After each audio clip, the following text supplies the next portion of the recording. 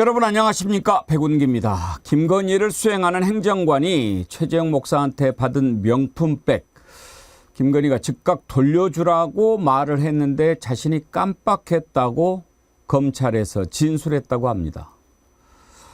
이걸 믿으라고 하는 말입니까? 참 헛웃음밖에 나오지 않습니다. 그동안 김건희 명품백 수수에 대해서 뭐라고 얘기했습니까? 국고에 귀속된 것을 돌려주면 횡령이라고 하지 않았습니까? 그러면 김건희 씨는 행정관에게 국고를 횡령하라고 지시했다는 얘기입니까? 거짓말을 하다 이젠 자가당착에 빠진 모양새입니다. 이런 식으로 빠져나가려고 하는 것 같은데 김건희 씨가 알아야 할 것이 또 있습니다. 그 행정관은 평생 그 비밀을 지켜줄 것 같습니까? 목에 칼이 들어와도 그렇게 얘기할 것 같습니까?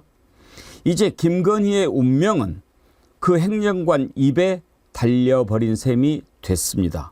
모래 위에 지은 집은 비가 오면 곧바로 무너집니다. 생방송 백운계 정치 1번지 출발합니다.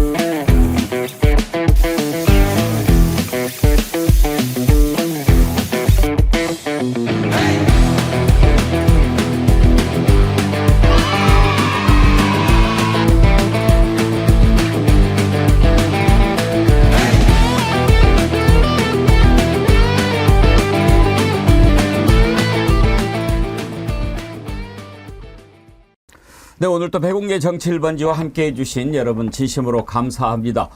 댓글 남겨주십시오. 댓글 소개해드리고 저희가 준비한 선물 정어리 선크림 드리도록 하겠습니다. 글래모에서 협찬을 해주고 있고요.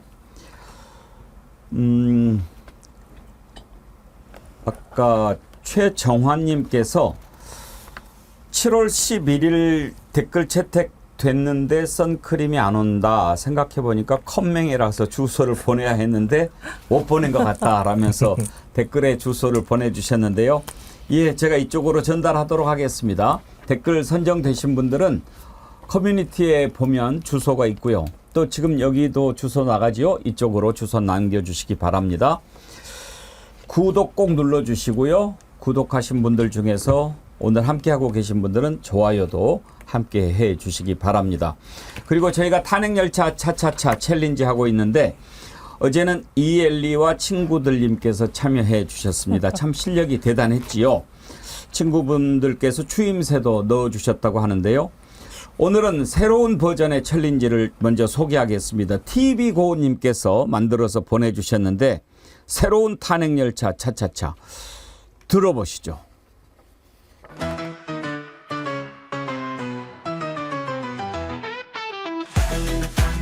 차차차차 정리 향해 달려가네 백만정거리 물결처럼 거리를 가득 메우네 얼씨구 절씨구 백만정거리 지화자 좋구나 백만정거리 탄핵을 쫙 타고서 정의의 역에 도착하리 우리 힘으로 차차차 변화의 바람이 일으키네 백만정거리 춤사 위에 세상이 흔들리네 작은 물고기 한 마리 큰 바다를 만드네 백만정어리 하나 되어 새 시대를 열어가네 멈출 수 없는 차차차 탄핵열차 달려가네 백만정어리의 외침이 역사를 새로 쓰네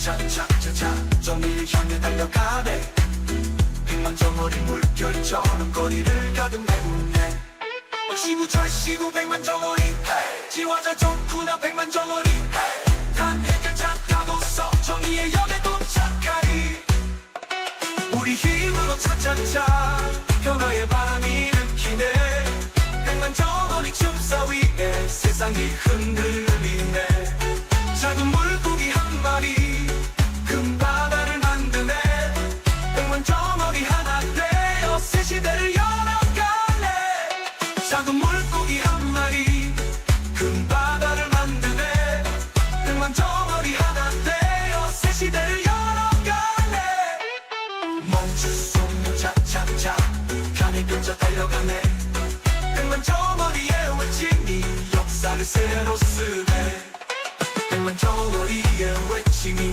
역사를 새로 쓰네 백만 정원이의 외침이 역사를 새로 쓰네 백만 정원이 백만 정원이 단이 펼쳐 차차차 정의의 승리 다가오네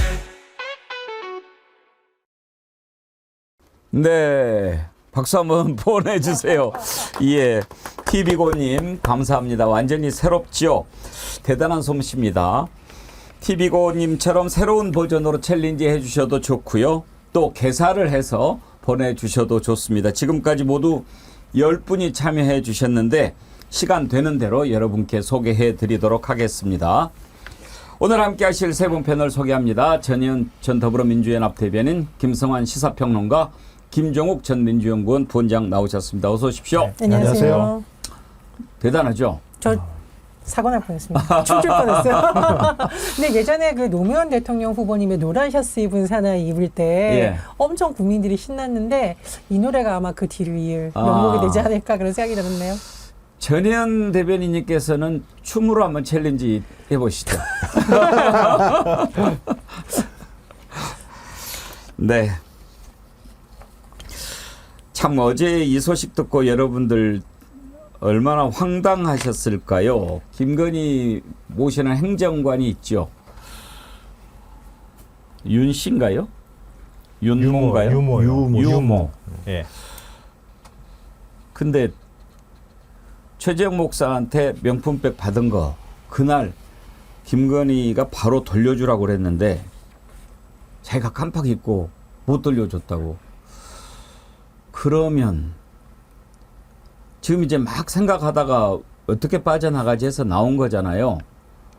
김종국 원장님. 이러면은 국민들이 아이고 김건희는 그렇지 돌려주라고 했을 텐데 행정관이 깜빡했구나 이렇게 생각할 거라고 믿었을까요? 아마 모든 국민들이 유모 행정관을 탓하면서 왜 국모인 김건희 씨에 대해서 공격을 하느냐 이렇게 생각할지 모르겠습니다만 문제는요. 이게 거짓말이 한 번이 아니었기 때문에 판판이 거짓말을 계속 해왔는데 전 이게 참 비극적인 게요. 유모 행정관이면 제가 볼 때는 뭐 5급 아니면 4급 아니면 3급일 겁니다. 근데 아마 3급은 아닌 것 같아요. 선임이라고 안 나오는 거 보니까 한 4, 5급일 텐데 모든 책임을 이 사람의 깜빡으로 다 돌려버리려고 하는 거 아니겠습니까? 근데 어느 국민이 믿겠습니까? 이 말에 대해서 2022년 9월 달에 받은 명품 백이었는데 그 다음날 돌려보내라고 하는 걸 지금까지 이 사단이 난 상황에서도 그걸 확인하지 못했다? 지금까지 대통령실이 운영에 와서 그 많은 국회의원들이 질문했을 때 이 얘기 한마디도 안 나왔거든요? 이걸 믿으라고요? 국민이 바보입니까? 제가 볼 때 국민들 보고 약 오르지 이렇게 예를 들면 약 올리는 겁니까? 완전 비정상인 거죠. 그러니까 저는 어떻게 이런 상상력까지 발휘를 하고 이런 얘기까지 할 수 있을까? 저는 진짜 대통령실이 국정을 운영할 능력이 없다는 걸 만천하에 드러낸 사건이다 이런 생각이 들어요. 저 말을 믿을 수 없는 게요. 우리 국민들이 다 봤다니까요. 그때 최재형 목사가 명품백 선물할 때 김건희 반응이 어땠습니까? 아유 뭐 이런 걸 또 가져오셨어요. 그랬잖아요. 그거는 계속 받았다는 얘기 아닙니까? 다시 한번 보시죠. 아이고 친 선물도 보내주시고 그래서 아니 이거 자꾸 왜 세우세요? 아이고 그냥 뭐 다음부터는 뭐 못해도 이런 거 정말 하지 마세요. 자꾸 이런 거 안 해. 왜 또 그러면 그 전에도 계속 받았다는 얘기 아닙니까? 그런데 그 즉각 돌려주라고 그랬다. 그 말을 누가 믿겠어요? 아니 제가 거짓말도 수준인데 이건 너무 들통날 거짓말인데 댓글을 보니까 저도 그런 생각이 되네요. 이렇다가 대통령실에서 분실했다 이러는 거 아니냐. 그래서 지금 하는 행태를 보면 청와대가 김건희 여사를 지키려는 로펌이 된 것 같습니다. 전직 행정관이 나서서 이런 말을 하고 또 전직 행정관으로 알려진 변호사가 나서가지고 지금 김건희 여사 소환 조사 안 된다는 식으로 언론 인터뷰를 하는 건데 아마 청와대에서 작전 회의를 한 것 같아요. 근데 너무 허술하게 한 것 같습니다. 국민을 진짜 바보로 하나 이런 생각이 들고요. 그래서 특검해야 됩니다. 이딴식 거짓말하지 못하도록. 그리고 그동안 아니 이거 무슨 대통령 기록물이라고 했다가 또 뭐 국고에 귀속된 걸 돌려주면은 그거야말로 문제가 있다라는 말하고도 하나도 안 맞습니다. 그래서 청와대가 김건희 여사의 로펌 노릇을 자처하고 있는데 그나마도 제대로 못하고 있다. 저는 좀 이렇게 해석을 합니다. 정신이 똑바로 박힌 대통령 배우자라면 그 자리에서 확실하게 얘기를 해야죠. 이런 거 가져오면 안 됩니다. 그리고 예전에 뭐 사사로울 때는 그럴지 몰라도 지금은 이렇게 하면 안 되지요. 이렇게 해야 옳지요. 근데 박절하지 못해서 그렇다고 한다면 아유 이런 거는 이제 가져오지 마세요. 제가 돌려보낼게요. 이렇게 했어야지요. 그런데 이제 이게 문제가 몇 가지가 있습니다. 첫째는 논리의 오류에 빠져버린 겁니다. 그 전에 뭐라고 방패를 막았습니까? 방패로 막았습니까? 국고 횡령이다 돌려주면 이건 이미 국고로 귀속이 됐으니까 이게 그동안의 논리였어요. 그러면 어떻게 되는 겁니까? 국고 횡령해라 이렇게 얘기했다는 겁니까? 그 얘기를 누가 했습니까? 친윤 중에 친윤 이철규 의원이 직접 얘기했어요. 들어보시죠. 국고에 기속된 물건을 반환하는 것은 국고 횡령이에요. 그 누구도 반환 못합니다. 그건 대한민국 정부 거죠. 김성환 평론가님. 그러면 국고 횡령인데 왜 지금 이런 논리를 내세우냐 이거예요. 검찰이 이거 달라고 했다 그러거든요. 예. 국고 횡령을 해야 될 것 같은데요. 뭐 검찰이 이게 조사를 하려면은 이건 명품백을 봐야 되겠습니다. 이렇게 얘기를 했다고 하거든요. 할 거라고 하거든요. 그러면 대통령실이 내놓을지 모르겠어요. 내놓으면 또 공개를 할지는 어떨지 모르겠는데 하여튼 저는 그런 생각이 들었어요. 오늘 이제 한국일보가 가장 이 내용을 자세하게 잘 정리를 해놨거든요. 그 기사를 보면서 윤석열 정권은 거짓말 정권이다. 차상문 사건 얘기 나왔을 때 처음에 얘기 나오니까 대통령이 7월 30일 국가안보실 회의 때 차상병 관련돼 있는 거 보고도 안 받았고 그리고 경로도 하지 않았다 이렇게 주장하다가 그 다음에 막 여론이 몰리고 대통령 이 검사 시절에 썼던 통화 기록까지 막 다 공개가 되는 상황이었잖아요. 그러니까 갑자기 또 환영은 안 됩니까 이 소리가 나왔어요. 그래서 대통령 고위 관계자가 아니 이게 해병대 수사단이 군사범법을 보면은 수사권도 없는 기관인데 왜 그럼 혐의를 적시해서 보내느냐 그 부분에 대해서 야단을 쳤다 이렇게 얘기했어요. 그러고 난 다음에 얼마 전에 또 바뀌었어요. 또 바뀌어가지고 김태욱 국가안보실 1차장이 나와가지고 대통령은 그날 보고도 안 받았고 그리고 화도 안 냈습니다. 우리 전혀 모릅니다 내용. 그렇게 얘기를 했어요. 어디가 맞는 사실인지를 모르겠어요. 그러더니요 이게 지금 명품백 문제도 마찬가지인데요. 이렇게 돼 있다는 거예요. 한국일보가 그 유모 행정관이 검찰에 나가서 진술을 한 게 어떻게 됐냐면은 그 선물 받고 난 다음에 이게 쓸만한 물건도 받을 만한 물건도 아니다. 이렇게 얘기를 하면서 가방을 돌려주라고 말했다는 거예요. 그래서 그 선물 취지가 수상하다고 얘기를 해서 그런 얘기를 했다는 거예요. 그래서 반환을 지시를 했는데 제가 깜빡 잊고 그래서 이 가방을 돌려주지 못했습니다. 이렇게 얘기를 하는데 또 황당한 거는 아까 대통령 기록물 얘기하셨잖아요. 대통령 기록물 아니라고 얘기를 한 거잖아요. 그렇죠. 이거 받을 만한, 이거 수상한데 받을 만한 물건 아니야. 되돌려줘. 라고 말했다고 하면 대통령 기록물이 아니라는 거를 김 여사도 알고 있었다는 논리가 성립이 되잖아요. 아니 그러면 진작 그렇게 얘기를 그럼 하든지요. 그렇게 설명을 하면 되잖아요. 지금 받은 지 얼마나 지났습니까? 그러니까 말도 안 되는 그러면 대통령 기록물이라는 주장은 말짱 거짓말이 되는 거잖아요. 그동안에. 이게 보면은요. 지금 이제 이 거짓말을 하나 덮기 위해서는 또 다른 거짓이 필요하지 않습니까? 그런데 이게 항상 아구가 맞을 수가 없습니다. 어떻게 완벽하게 처음부터 계획된 시나리오가 아니고 그냥 즉흥적으로 임기응변으로 대응을 하는데 그게 거짓말이 딱 맞을 수가 있겠습니까? 맨 처음에는 이걸 어떻게 해볼까 하다가 국고횡령, 주거침입 뭐 이런 식으로 스토킹까지. 근데 이제는 하다 안 되고 이것도 막히고 저것도 막히니까 그러면 일단 김건희는 살리자. 야, 네가 독박 써. 지금 그렇게 된 것 같은데 정진석 비서실장 국회에 나와서 얘기했습니다. 공식적으로 대통령 기록물로 분류가 될 거다. 아직은 뭐 그 시기가 도래하지 않았다. 언제 또 뭐 그런 시기가 도래하고 또 그러는 겁니까? 그 얘기도 한번 들어보죠. 김건희 여사가 받은 디올백은 있는 포장 그대로 청사내에 보관 중인 것으로 알고 있다. 대통령이나 대통령 배우자가 받은 선물은 공직자윤리법에 적용되는 것이 아니고 대통령 기록물 관리법에 우선 적용되는 것으로 저는 알고 있습니다. 근데 대통령 기록물로 분류하는 그 작업은 아직 기한이 도래가 되지 않았습니다. 금년 말로 제가 알고 있는데. 저 기한이 있나요? 저 거짓말이에요. 네. 그 대통령 기록물법에 의하면 5월 31일 날 생산한 자가 보고하게 돼 있어요. 그 다음에 8월 31일 날 그 소위 대통령 기록물 관장이 그거 다 등록하게 돼 있거든요. 그러면 2022년도 9월 달에 받았으면 2023년도 8월 달에는 등록이 돼 있어야 돼요. 그러니까 대통령실은 저것도 확인 안 한 거예요. 확인 안 하고 나와서 얘기를 한 거예요. 그러니까 대통령실은 계속 끊임없이 거짓말을 하고 있는 건데 만약에 그렇게 얘기할 수도 있어요. 감히 대통령 부인에게 대통령 기록물인지 아닌지 물어볼 수가 없었다. 이러면 저는 이해가 돼요. 그거는. 감히. 근데 만약에 이게 본인들이 알고 있고 대통령 부인에게 물어봐서 기록물이라고 얘기를 한 사실을 확인했으면 이미 작년 8월 31일 날 등록이 돼 있어야 되는 거예요. 무슨 기한이 도래를 어떻게 안 해요. 무슨 예를 들면 기한이 무슨 5년 단위로 도래합니까? 매년 단위로 오게 돼 있는 건데 말도 안 되는 얘기를 하고 있는 거 하나 하고요. 또 하나는 이게 굉장히 놀라운 일을 벌인 건데 이 대통령 부인 때문인지 아니면 유모 행정관인 때문인지 모르겠습니다만 그 다음날 보내라고 했다는 거 아닙니까? 또 대통령이 대국민 사과를 했어요. 이것 때문에. 사과했잖아요. 대국민 사과를 갖다가. 그러니까 대통령 제 부인 안에 현명하지 못한 처신으로.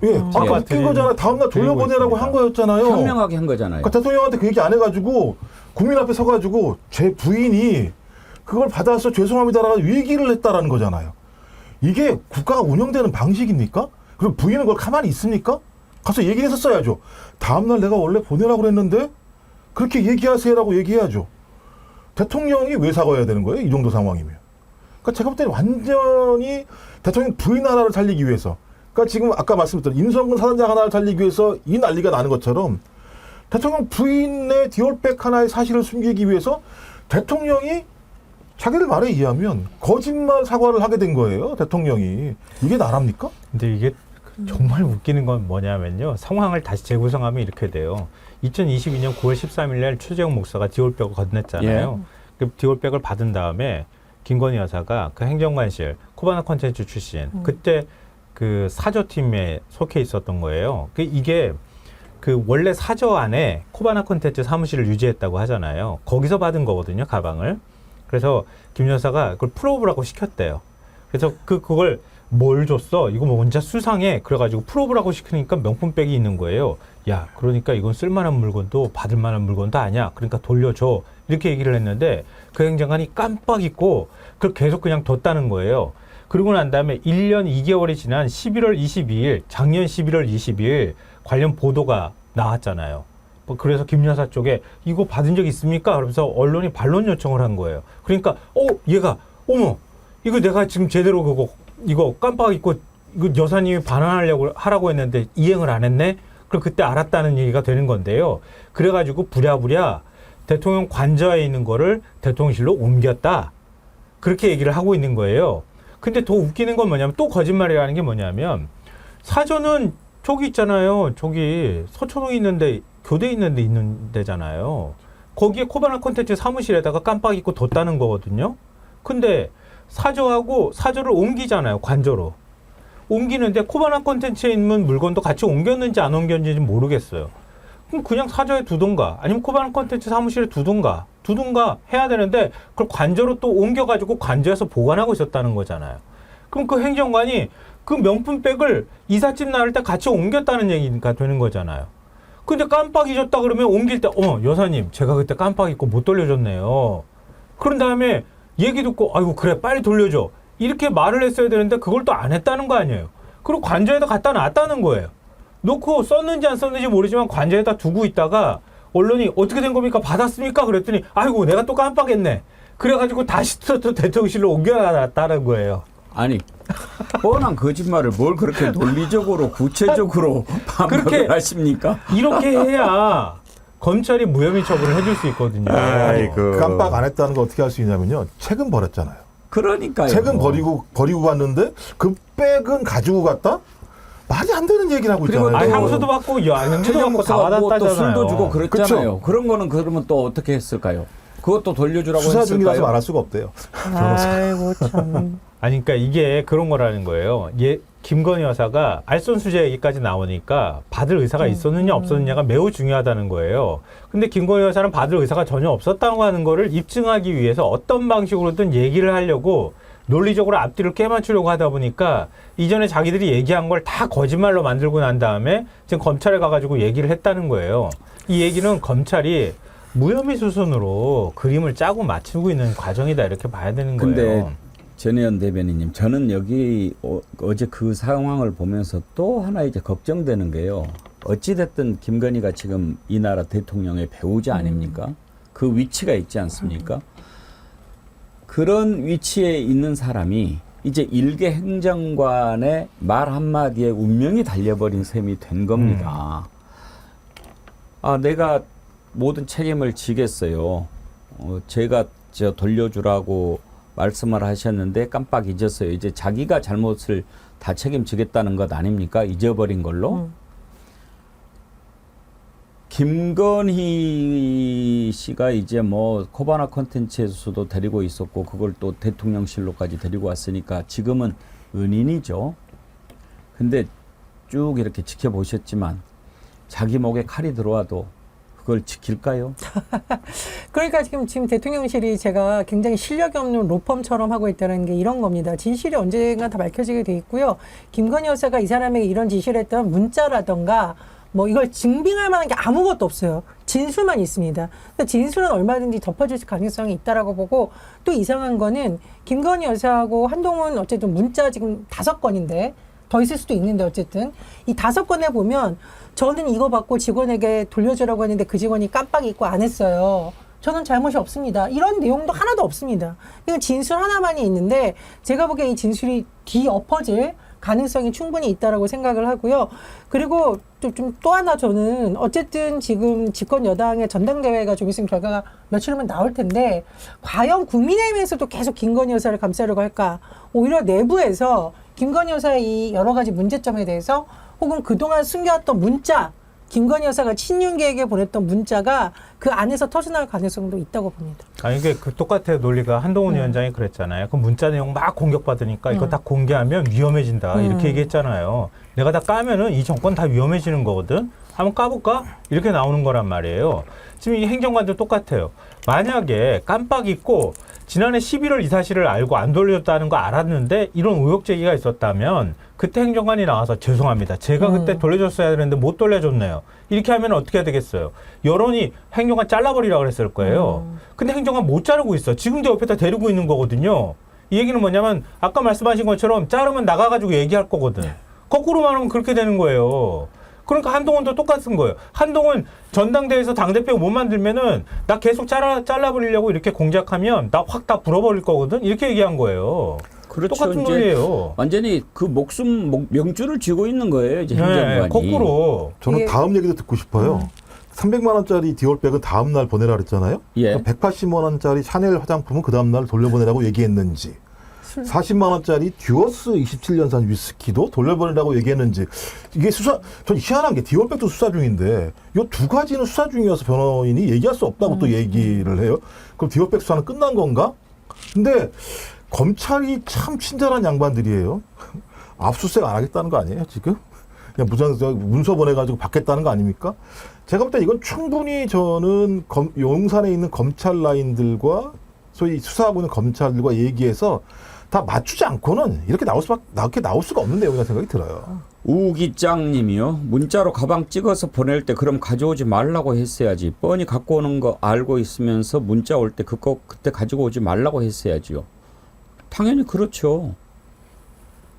그리고 조천우님, 오른손이 한 짓 왼손이 알고 왼손이 한 짓 오른손이 알고 있습니다. 오른손이 마음에 안 들면 왼손이 불고 왼손이 마음에 안 들면 오른손이 가만히 있지 않지요. 정필승 RKMC 454 삼선동님, 개인정보 다 노출하신 거 아닙니까? 애플 얘들 드라마 만들면 30부작은 뽑아낸다. 조사루스님, 하다 다음은 분실했다고 하겠습니다. 김건희 씨 앵간히 합시다. 슈퍼챗도 함께 보내주셨는데 조사루스님 감사합니다. 김지님, 이 거짓말을 이 귀중한 시간에 거짓말임을 분석하고 논리적으로 반박할 만한 가치가 있습니까? 앵커님과 세 분 패널 분들도 한심합니다. 간단히 언급하고 넘어가면 될 일입니다. 김지님 죄송합니다. 제가 한심한 얘기만 더하면 예. 전 제일 궁금한 게 40만 원대 디워스 27년산 위스키예요. 이건 저건 100% 이거 분실했을 거라고 봐요. 누군가가 먹었겠죠. 아, 분실이 아니라 누군가가. 그 분실했을 걸 얘기할 수밖에 없다라는 거죠. 그렇지. 이걸 논리상으로 뭐 들고 다니겠습니까? 슈크림님도요. 양주가 국가 기록물이면 국가 기록물을 누가 마셨을까? 그런 글을 주셨어요. 참 이걸 거짓말도 어느 정도 좀 상식적으로 해야죠. 이렇게 하면은 안 되지요. 지금 남쪽에는 비가 많이 오는 것 같습니다.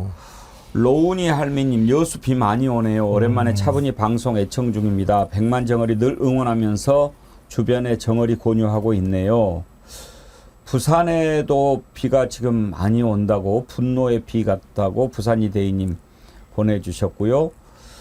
문숙님, 장맛비가 억수로 쏟아지는 오전에 백만 정어리 노래 듣고 싶습니다. 정어리 파이팅. 안승숙님, 전북 남원인데요. 너무너무 비가 많이 내려요.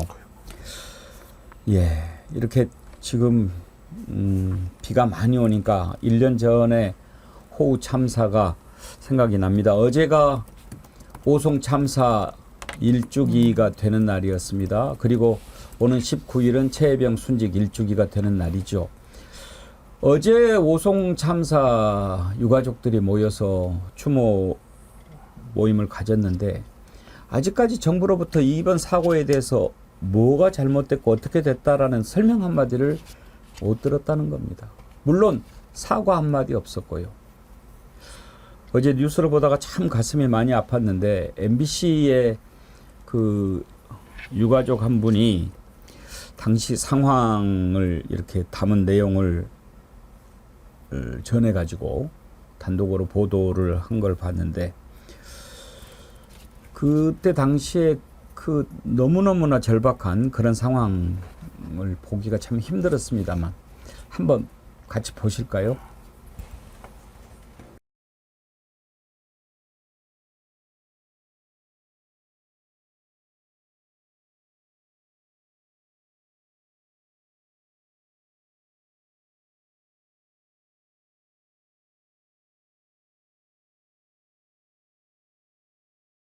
아이고 하나님 도와주세요. 도와주세요. 도와주세요. 도와주세요.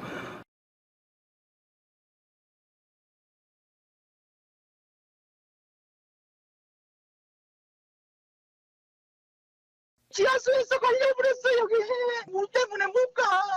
안돼 안돼. 도저히 못 나와? 앞이 안 보여.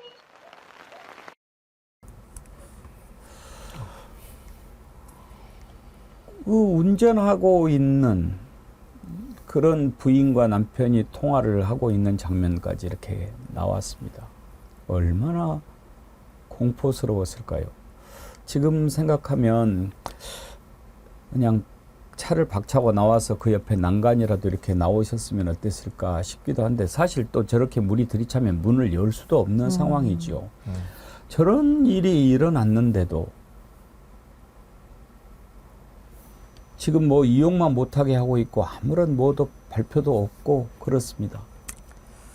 이렇게 해서 1년이 흘렀는데도 대통령은 하와이로 떠나면서 딱 16자리 호우 피해 대비 잘하기 바람 이렇게 하고 갑니다. 이게 지금 이 나라의 현실입니다. 어제 1주기 집회에서 유가족들 얘기 한번 들어보시죠. 안녕하십니까. 저는 오송 참사 유가족 협의회 공동대표를 맡고 있는 최은경입니다. 오송 참사 이후 악몽 같은 1년이 지났습니다.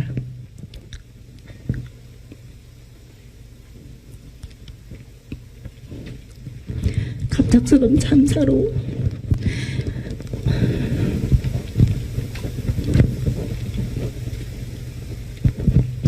사랑하는 엄마를 잃었고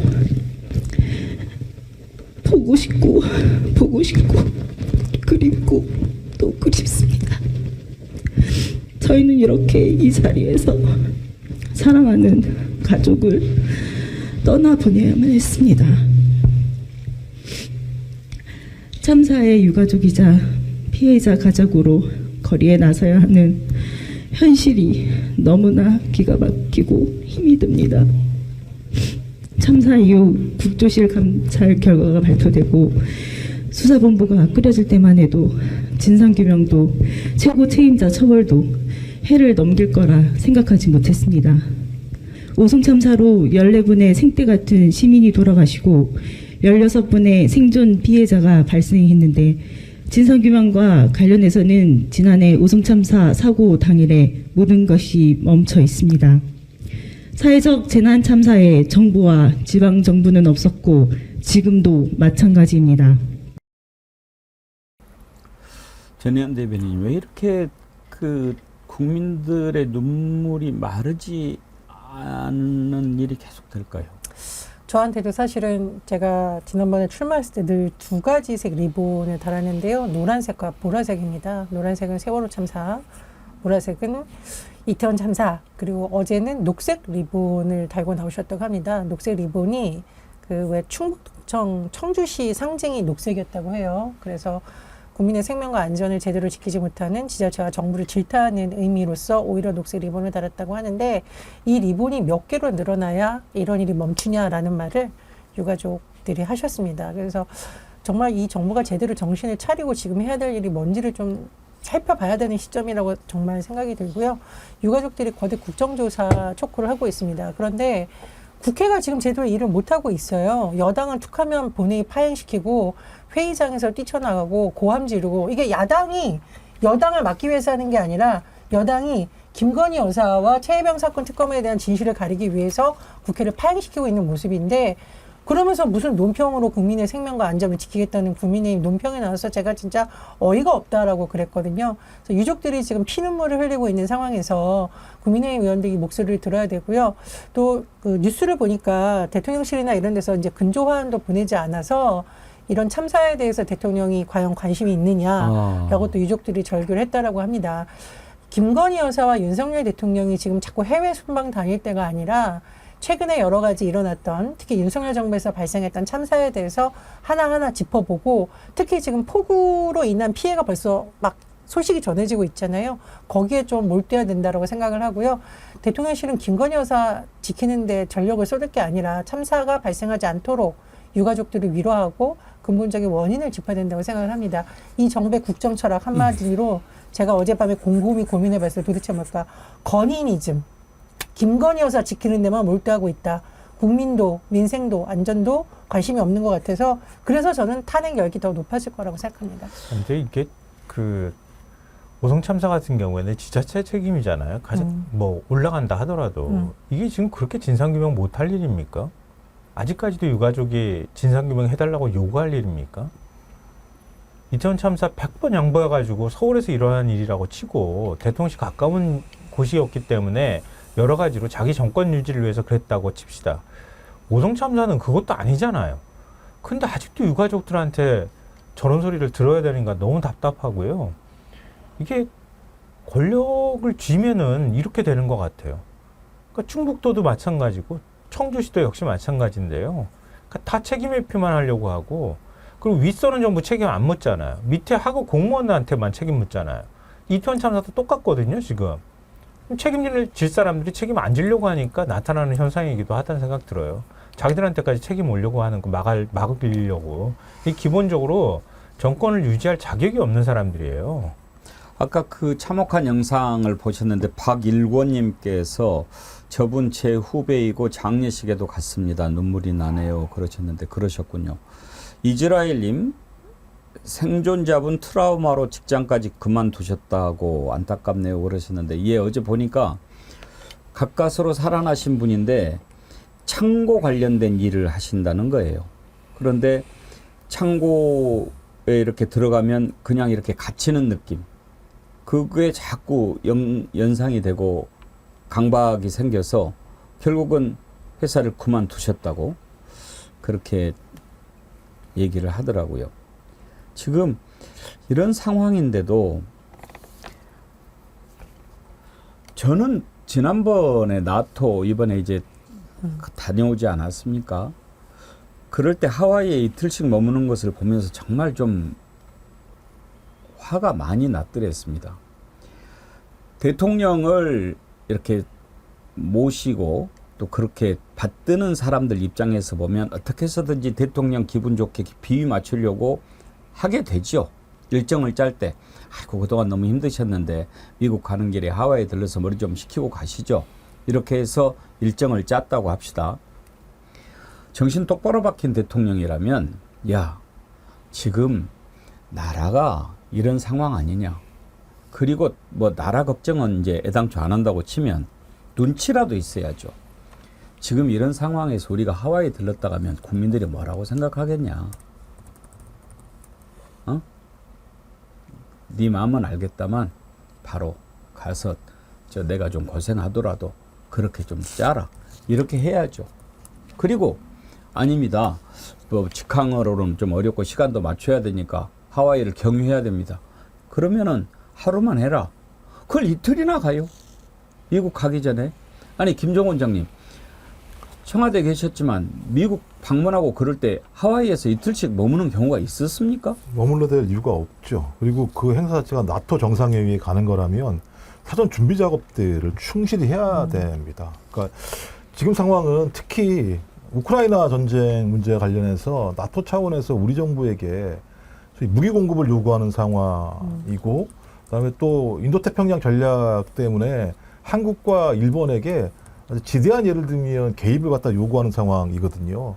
그런 문제를 협의하러 가는 장에서 하와이에 이틀 동안 머무러야 될 하등의 이유가 없고 말씀하신 것처럼 대통령이 적어도 국민을 위한 국익을 위한 외교를 한다면 그런 일정 자체를 갖다가 빼고 그냥 간단하게 거기에 계신 우리 교포들, 교민들을 위해서 인사 정도 하고 가면 되는 거고 제가 볼 때 그것도 하지 말아야 되는 것이 저는 한쪽으로 맞다는 생각이 드는데 그렇게 했다라고 하는 건 저는 다른 것들이 개입됐다. 그러니까 정상 외교라고 하는 측면보다는 어떤 의전 또는 대통령과 대통령 부인의 사사로운 생각들이 개입되지 않고서는 이렇게 입장을 잡을 리도 저는 없을 거라는 생각이 들고요.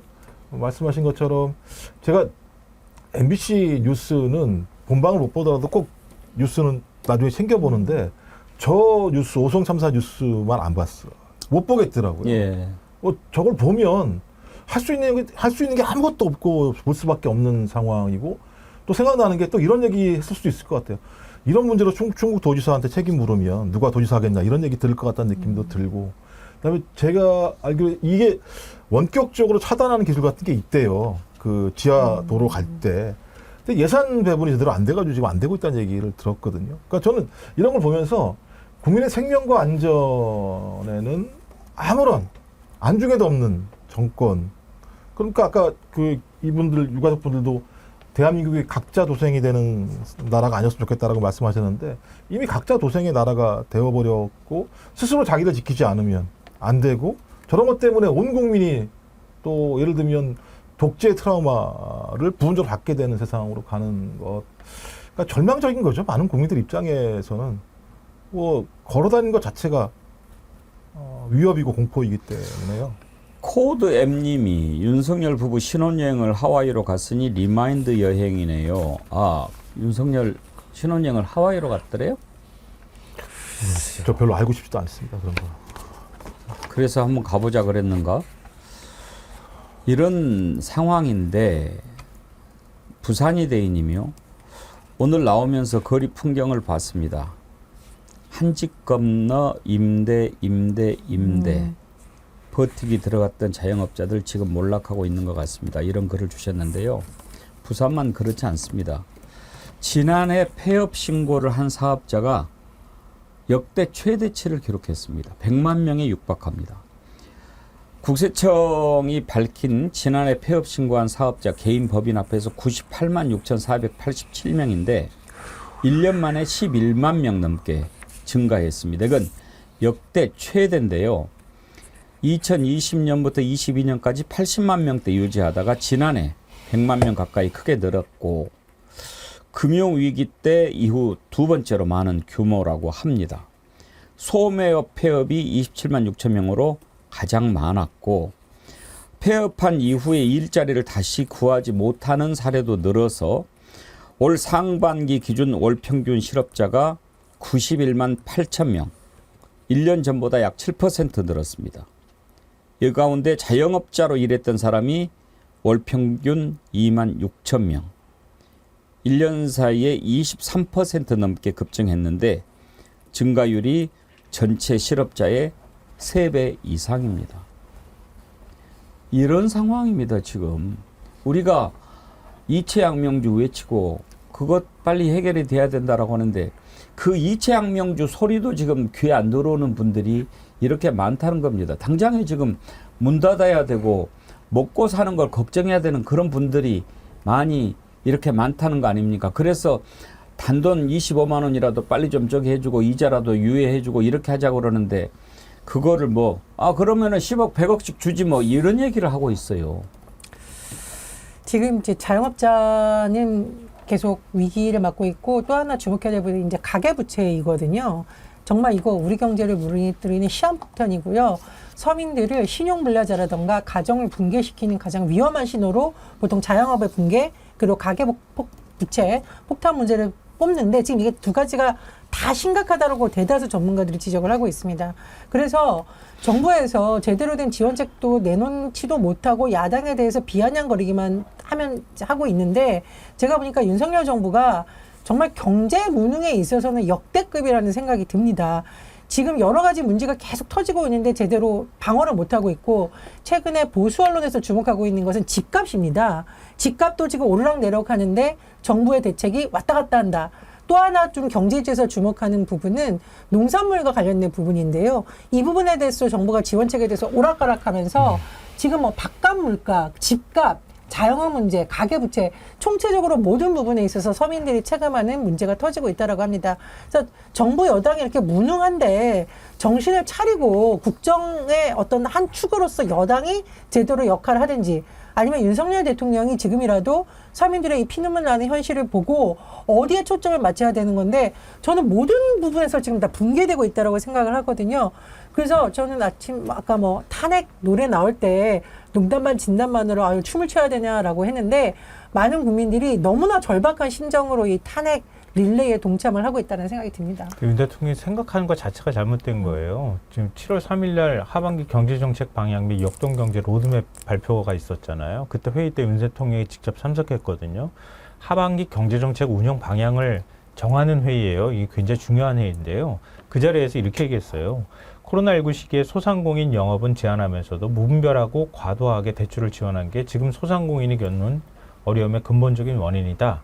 그러면서 문재인 정부 탓했거든요. 그러니까 이런 인식으로 지금 소상공인 대책들을 바라봤기 때문에 결국은 좀 더 빨리 제대로 대응했어야 되는데 대응을 못한 거고요.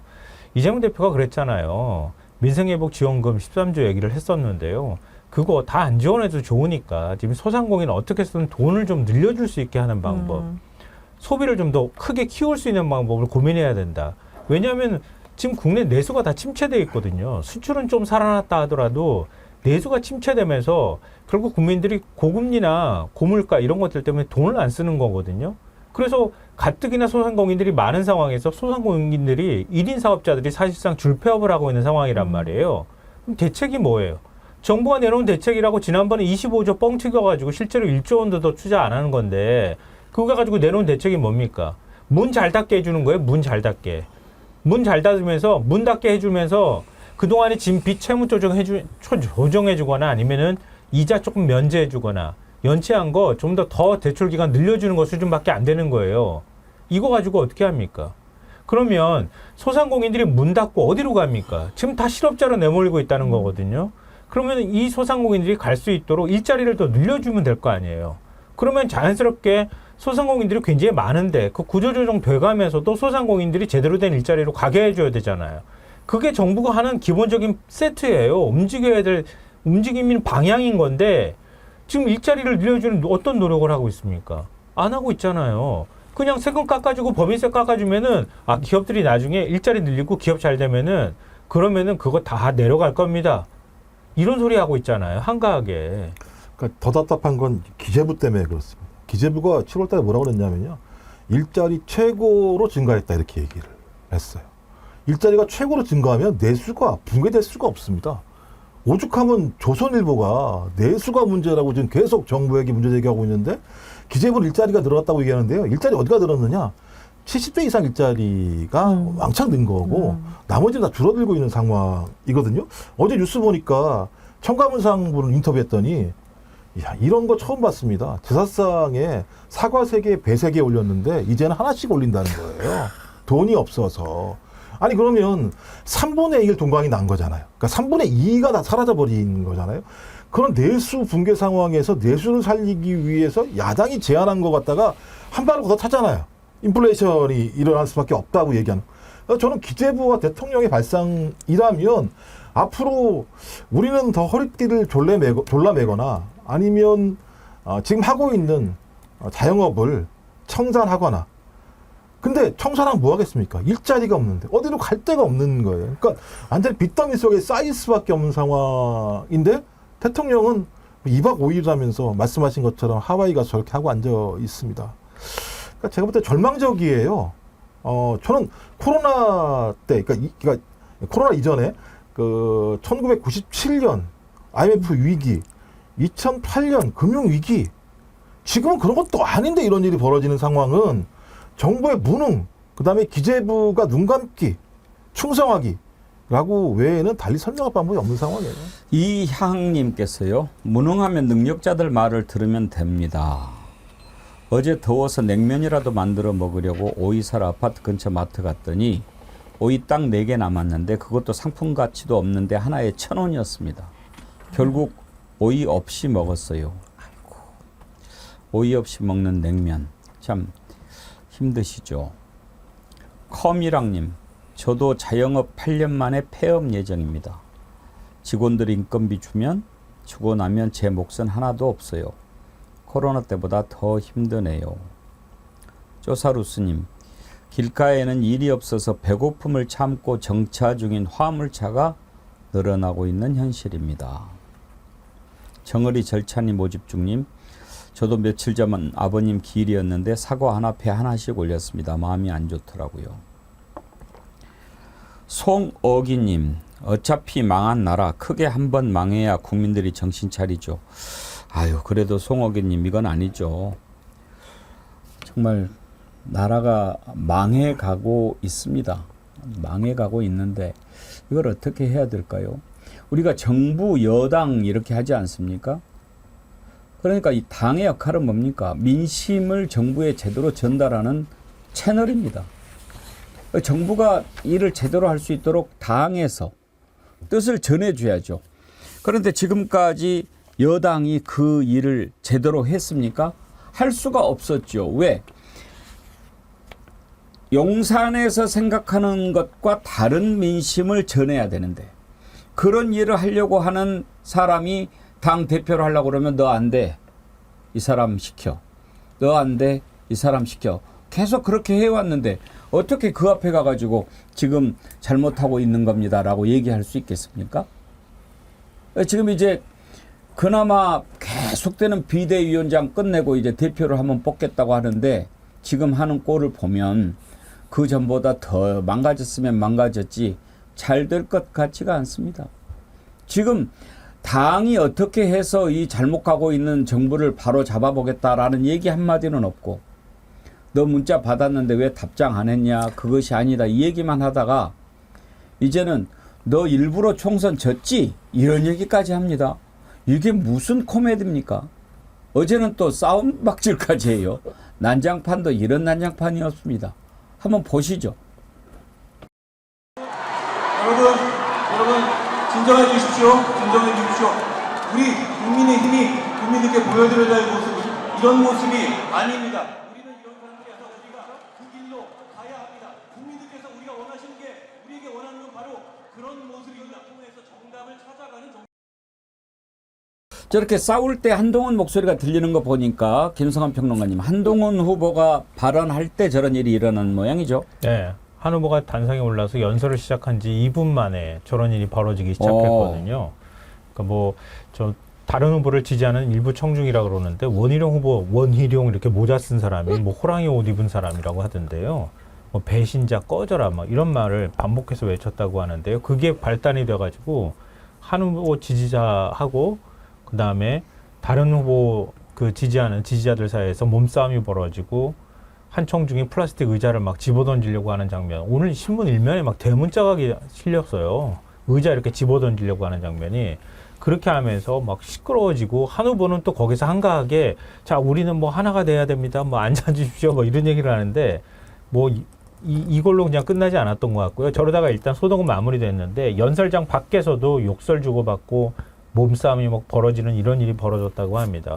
국민의힘 선관위에서 주의와 지지자 관리를 요구하는 내용을 공문을 각 후보한테 보낸다고 하는데요. 오늘 조선일보가요. 지금 미국에서 트럼프 전 대통령 총기 피습당했잖아요. 그 기사 대신해서 이 기사를 올렸어요. 제목이 뭐냐면요. 총 대신 의자. 미국과 뭐가 다른가. 이게 우리나라 가장 보수 성향이 강한 국민의힘이라면 어떻게든 감싸려고 하고 윤석열 정권 감싸고 돌려고 하는 신문이 일면에다가 쓴 기사 제목이에요. 총 대신 의자를 집어드는 게 현재 지금 국민의힘 전당대 수준입니다.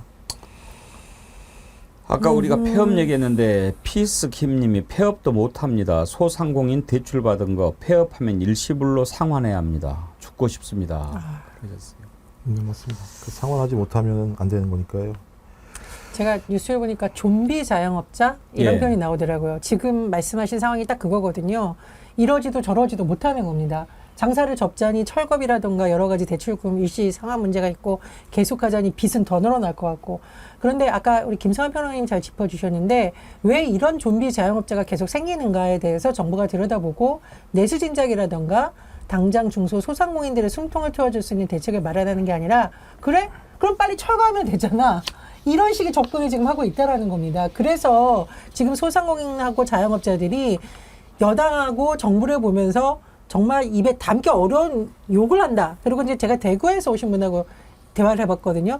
정말 중앙일보에 나오는데 저놈의 꼬라지 좀 봐라 이런 말 하신다는 거예요. 예. 얼마나 화가 나겠습니까? 그래서 윤석열 대통령도 참 문제고 이 상황에 그것도 선거도 진 상황에서 저렇게 조폭영화에 나오는 장면 듯한 모습을 국민들에게 보인 국민의힘도 참 불성사납다 이런 생각이 듭니다. 근데 경제관념 자체가 사실은 대통령이 없어요. 왜냐하면 없이 살거나 힘들게 살아본 적이 없어요. 돈에 대해서 별로 고민을 안 해본 사람이에요. 다른 사람이 장사하는 게 얼마나 고된 일인지, 얼마나 사람들이 살아가면서 진짜 다른 사람 호주머니에서 돈을 더 내가 갖고 와야 되는 상황인데, 그건 세상에서 제일 힘든 게 다른 사람 호주머니에서 돈 빼내는 거라고 얘기를 하잖아요. 그게 얼마나 비루한 일일 수 있는지를 고민을 안 해봤던 사람이에요. 그러니까 난 집이 없어서 청약통장 못 만들어 봤다는 얘기를 하잖아요. 그러니까 그 수준으로 세상을 바라보다가 갑자기 대통령 자리에 올라갔어요. 올라가서 어설프게 아버지가 준 책을 가지고 자유주의자 밀턴 프리드먼 책 들고 그냥 자유롭게 놔두면 되는 거야. 이렇게 하다가 필요할 때는 또 가가지고 올리지 마 막 협박하고 자기 필요에 따라서 막 자유 얘기했다가 시장 같으면은 또 자유시장 얘기한다고 가가지고 기업들 자유롭게 활동하라고 해놓고 정부 예산 지원해 줄 거 세금 같은 거 다 갖다 줄 만큼 또 갖다 주면서도 그러면서 막상 또 기업들이 가격 올린다고 하면은 그때 가가지고 가격 왜 올리냐고 올리지 말라고 막 압박을 가하고 앞뒤 안 맞는 얘기 계속하고 있잖아요. 이렇게 하는데 무슨 경제정책이 제대로 될 게 있습니까? 윤석열 정부의 경제정책 방향이 뭡니까? 한 번이라도 말해준 적이 있어요? 국민들한테? 어떻게 해야 나라가 잘 살 수 있는지에 대해서 뭐라고 말을 해준 적이 없어요. 그냥 제 1순위가 국정 1순위가 이념이라면서요. 공산 전체주의 세력 때려잡아야 되고 힘을 가지고 있으면은 북한도 다 이길 수 있다고 얘기하잖아요. 그냥 바로 3초 만에 응사하라고 얘기하고 해본 적도 없으면서 군대도 안 갔다 왔으면서 그런 식으로 얘기하는 거예요. 그냥. 아니 대통령은 모르니까 그럴 수 있다고 쳐요. 뭐 계속 올라왔으니까 지금도. 근데 정부 여당이고 집권 여당이잖아요. 말씀하신 것처럼 통계청에서 발표가 나오는 게 소위 10만 명의 자영업자가 폐업을 하는 상황이잖아요. 전당대회에서 나온다는 얘기가 문자 누가 공개했냐. 특검하면 탄핵이다. 그 다음에 댓글팀 누가 만들었냐. 이런 얘기하고 있고 소위 의자 집어던지려고 얘기하고 있고 싸우려고 하고 있는 모습을 보면서 저당은 진짜 그야말로 국민들의 이야기를 듣는 건가? 선거에서 192대 108로 지고 나서도 정신을 못 차리는 집단이 돼버린 것 아니겠습니까? 거기다가 원희룡 논리가 딱 저렇게 싸움 나게 만들어놨어요. 특검은 반드시 저지해야 한다. 특검은 곧 탄핵이다. 그러니까 특검을 주장하는 한동훈은 대통령 탄핵주의자인 거예요. 결론적으로. 그러니까 저 모자 쓴 원희룡 그 지지자 같은 경우는 한동훈 너 지금 대통령 탄핵하자는 얘기 아니야? 이렇게 싸움이 벌어지는 거거든요. 저는 진짜 맡기지 말아야 될 집단들이라고 하는 것들이 계속 확인이 된다. 대통령도 아무것도 모르지만 집권 여당도 아무것도 모르고 또 하필이면 거기에 1등이 누구냐? 정치 1도 모르고 있는 한동훈 후보가 어디안이 되고 있는 상황이에요. 대한민국 어디로 가야 될지 모르는 거고요. 저는 그러면서도 계속 어디안을 지키는 모습을 보면 참 진짜 난감하다. 국민들 입장에서 이런 생각이 듭니다. 서로 같이 잡고 같이 죽자 뭐 이런 거죠. 말씀하시는 중에 어떤 분이 윤석열이 없으면 의자 다리도 맛있을 거다. 그걸 보내셨는데 이분 선크림 드리고 싶어서 제가 이렇게 찾는데 어떤 분이신지 올라가 버렸어요.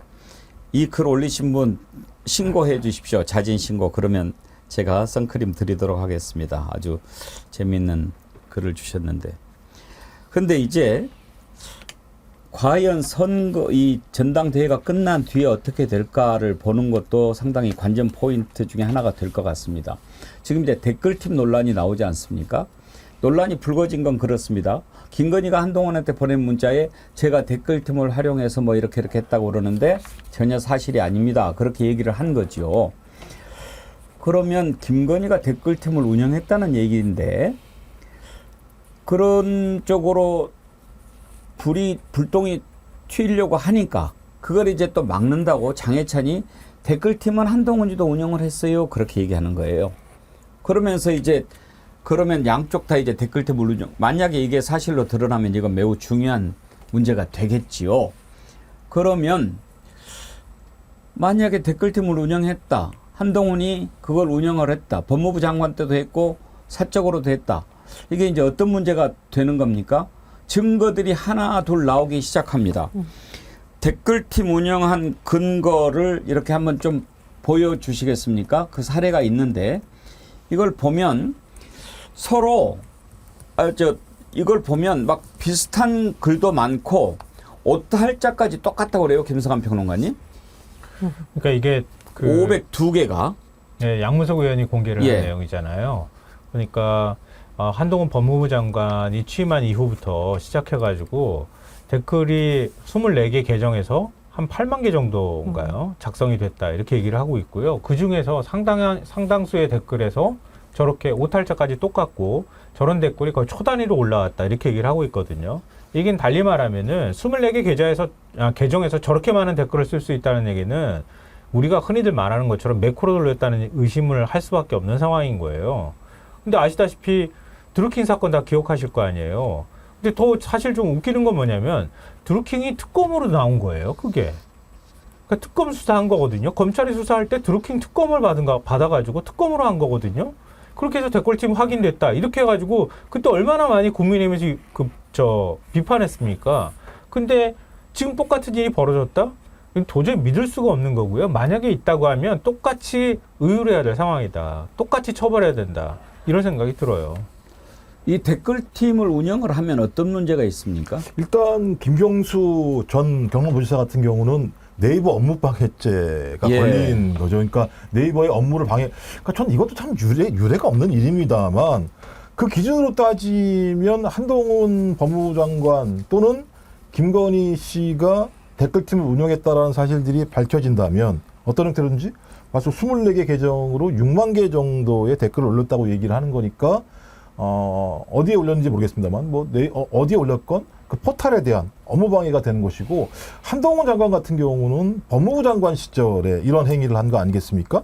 전 그렇다면 정책 중립 의무 위반 문제부터 시작을 해서 저는 또 선대위까지 계속 갔으면 이건 되게 중대한 범죄가 될 거고, 대통령 부인이 이걸 했다 그러면 사인이 또 이런 일을 한 거기 때문에, 그러니까 한쪽으로 가면 국정원 댓글 사건이 되는 것이고 또 한쪽으로 가면 드루킹 사건이 되는 거기 때문에 둘 다 어떻게 됐느냐? 다 유죄 판결을 받은 상황입니다. 좀 그렇다면 그 원희룡 후보가 계속 얘기하듯이 당대표가 되면 뭐 할 거냐. 그 고소고발 할 거 뻔한 건데, 고소고발돼서 계속 사법 리스크에 걸려 앉아 있으면 대통령 말을 충실히 듣거나 아니면 그냥 감옥 갈 각오를 해야 되는 상황이 벌어지기 때문에 또 다른 비대위 체제로 갈 수밖에 없는 운명에 처해 있다. 이런 게 논리거든요. 그러니까 그러면 국민의힘은 윤석열 정부 하에서는 무조건 비대위 체제밖에 존재할 수밖에 없다. 그럼 제가 볼 때 그건 정당 아니죠. 장경태 의원도 지금 김정욱 원장님 하신 말씀 그런 뉘앙스로 얘기를 한 게 있어요. 한번 들어보시죠. 장예찬 전 국힘 최고위원이 한동훈 댓글팀 증언을 하면서 파장은 일파만파 번지고 있습니다. 결론부터 말씀드리면 댓글팀 주장은 전대 개입이 목표가 아닙니다. 한동훈 당대표가 된다 한들 감옥 보내겠다는 엄포입니다. 수사기관에 불려다니다 윤리위에 해부되고 당대표 직무 정지에 이어 결국 감옥에 보내겠다는 경고입니다. 양문석 의원이 한동훈 후보의 여론조작 의심 네이버 계정 24개를 확보하고 이들 계정에서 작성된 약 6만여 개의 댓글을 분석했습니다. 의심 계정들은 한동훈 후보가 법무부 장관으로 취임한 2022년 5월부터 본격적으로 활동을 시작했습니다. 주요 활동으로는 한동훈의 지지 댓글, 네거티브 대응, 정적에 대한 공격 등이 있었습니다. 6만여 개의 댓글 중 502개의 댓글은 오탈자, 기호, 띄어쓰기까지 100% 동일했고 방향성이 유사하게 변형된 댓글도 상당히 발견되었습니다. 한동훈 후보의 댓글팀 의혹은 조직적 조작이 있었다고 밖에 볼 수 없는 증거들이 수없이 드러나고 있습니다. 특활비가 들어갔는지, 사설 댓글팀이 있었는지, 업무방해 행위와 여론조작 범죄에 대해 수사기관에 빠른 수사를 촉구합니다. 이상입니다. 김성환 평론가님, 지금 한동훈 같은 경우에는 자녀 입시 비리 의혹이 있지 않습니까? 네. 거기에 대해서 막 이렇게 옹호하고 뭐 이렇게 뭐 감싸고 그런 글들도 많이 있었다고 그래요. 이게 여권에서 제 여권 관계자로부터 얘기 들었는데요. 한동훈 그 후보의 지금 한동훈 전 장관의 그 자녀 의혹은 자기네들이 들여다봐도 심각하더라. 이렇게 얘기합니다. 그러니까 그거는 경찰이 무혐의 처분을 했으니까 그렇지 사실 봐줬으니까 그런 거란 말이에요. 근데 봐준 논리도 그때 굉장히 웃기는 논리로 봐줬단 말이에요. 왜냐하면 그 예를 들면 허위 봉사 점수를 맞는다거나 아니면은 허위 논문을 만든다거나 이렇게 했잖아요. 약탈적 학술지에다 게재해가지고. 근데 당사자들한테 연락을 취했다는 거예요. 근데 아무런 대답이 없더라. 그래가지고 더 조사를 할 수 없다. 그래가지고 무혐의 처분한 거예요. 아니 뭔 놈의 강제 수사를 그렇게 하는 경우가 있습니까, 세상에. 그래가지고 봐준 거예요. 근데 여권에서 바라볼 때도 그 막 예를 들면은 지금 갔다고 하는 입학해가지고 대학에 들어갔거든요. 그 자녀가. 그 대학에다가 요청을 한다거나 어떤 방식으로든 자료를 받으면 스펙을 만들었던 거, 이 허위 스펙 만든 걸 활용했는지 안 했는지 이런 것들을 확인할 수 있는 거 아닙니까? 그럼 그 대학으로부터 관련 자료를 받으면 되는 거예요. 그러면 그 허위 스펙이 활용됐다고 하면은 그건 분명히 불법 행위가 되는 거예요. 근데 그것도 제대로 확인 안 하고 그냥 무혐의 처분해버리고 마는 거라는 걸 여권 쪽에서 다 알고 있다는 거예요. 그러니까 한동훈도 그런 면에서 떳떳하지 못하다 이렇게 생각이 되고요. 그러니까 이거는 사실 좀 개인적으로 의심이 돼요. 왜냐하면 김건희 여사 문자가 공개되면서 김건희 여사 댓글팀 얘기가 나왔거든요. 그러니까 시선을 한동훈 전 장관의 댓글팀으로 옮기려고 하는 의도가 있었지 않았을까 하는 생각을 하고요. 또 제가 듣기로는 한동훈 전 장관이 운영했다고 하는 댓글팀이 그냥 몇몇만 움직였었던 수준이 아니고 그냥 자발적인 어떤 그 뭐 지지자 모임이나 이런 것들이 아니고 아주 조직적으로 움직였다고 하는 걸 장예찬 전 최고가 증거를 가지고 있다고 합니다. 그 사람이 누군지, 그 주도한 사람이 누군지를 아는데 공개해버리면 파장이 훨씬 더 크고 한동훈 전 장관은 그냥 물러나야 될 정도, 아니 수사받아야 될 정도이기 때문에 말하기 어렵다는 식의 얘기를 하더라고요. 그 정도로 사안이 심각하다고 볼 수 있고요. 마지막으로 이 말씀 하나 더 드리고 싶은데요. 아까 제가 드루킹 특검법 말씀드렸잖아요. 드루킹 특검법 할 때 특별검사 어떻게 임명됐는지 아세요? 아마 그거 아시는 분들이 있으면은 지금 국민의힘이 얘기하는 논리가 얼마나 웃긴지 피식 웃으실 것 같은데요. 그때 민주당과 관련된 의혹이잖아요. 대통령의 최측근이라고 불렸던 김경수 전 지사가 관련돼 있던 문제라 그래서 민주당이 받으면서 민주당은 특검 후보 추천권을 갖지 못하도록 했습니다. 그래서 대한변호사협회에서 4명을 추천하면요. 당시에는 자유한국당, 바른미래당, 평화와 정의의 의원 모임에서 그 중에서 2명을 대통령한테 추천하면 대통령이 추천사를 받은 날로부터 3일 이내에 임명하도록 했어요. 근데 이번에는 뭐가 달라요? 이번에도 대통령 의혹이잖아요. 그 특검 얘기할 때 국민의힘 제외하면 안 됩니까? 자기들이 특검할 때는 그렇게 했잖아요. 그런데 지금은 안 하잖아요. 나중에 가가지고 그냥 특검할 때 이거는 결코 민주당이 양보해서는 안 된다고 생각해요. 특검의 공정성을 위해서라도. 어쨌든 저는 이게 장례찬 전 최고가 나도 그 여론조성 팀원이었다라고 주장을 하고 있잖아요. 그러면은 계속 뭔가 전당대회에 개입해서 판 흐려놓는 거라는 의심을 벗어나기 위해서라도 증거를 제출하면 되지 않습니까? 공개하면 됩니다. 그게 국민적인 의혹을 푸는 방안이고 보수당이 말 그대로 나중에 집권당의 어떤 대표가 수사받고 불려가고 이렇게 흔들리는 것을 막기 위한 정말 보수에 대한 걱정이 진정성이 있다면 장례찬 전 최고위원이 나서가지고 수사라든가 뭐 조사라든가 이렇게 협조할 만한 증거를 빨리 공개하든지 제출하면 된다 이런 생각이 들고요.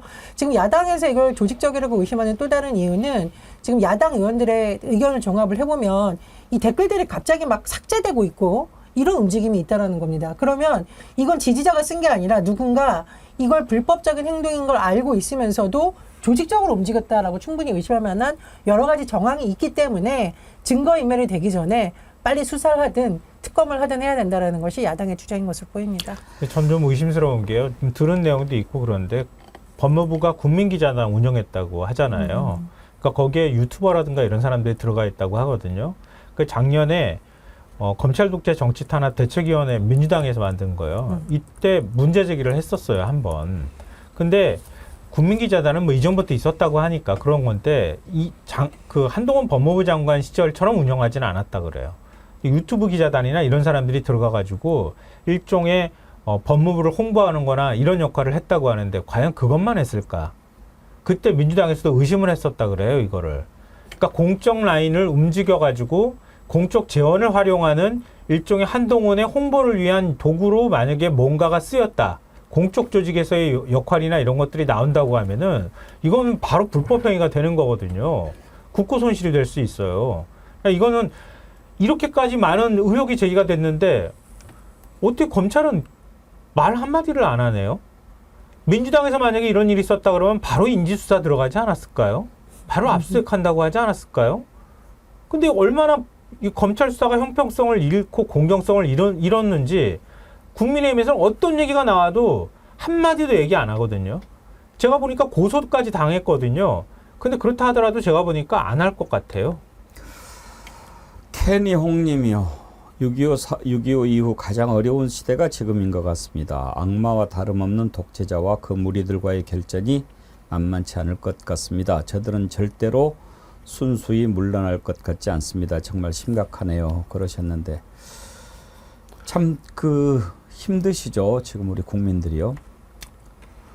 근데 저희가 좀 경각심을 가져야 될 게요. 보니까 뭐 사법 파괴 대책 및 헌법 수호 토론회에 보니까 보수적인 법조인들이 싹 모인 것 같은데요.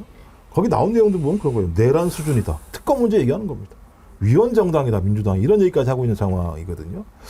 제가 볼 때는 진짜 그야말로 전면전으로 가고 있는 상황이고 여기에 나와서 대한변협 회장이 축사를 얘기했는데 최근에 민주당의 행태에 대해서 민주주의를 파괴한다는 얘기까지 하고 있는 사람이에요.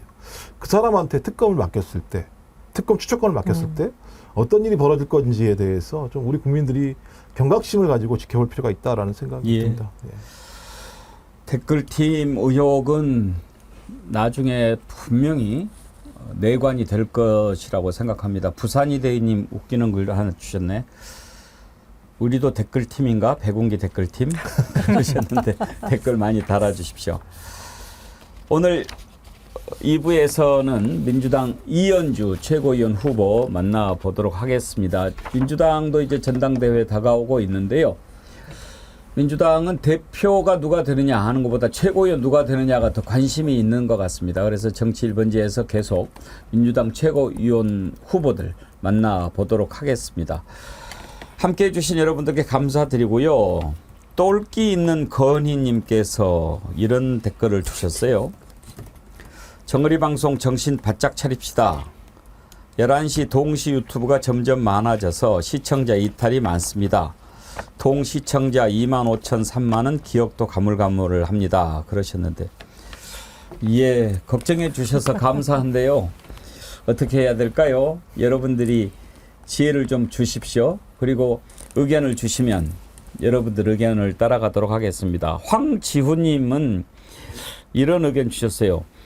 100만 구독자 달성하려면 컨텐츠를 바꿔야 할 듯요. 윤석열, 김건희, 한동훈 영상이 너무 많이 나와요. 그런 생각합니다. 보시기가 너무 힘들 수도 있어요.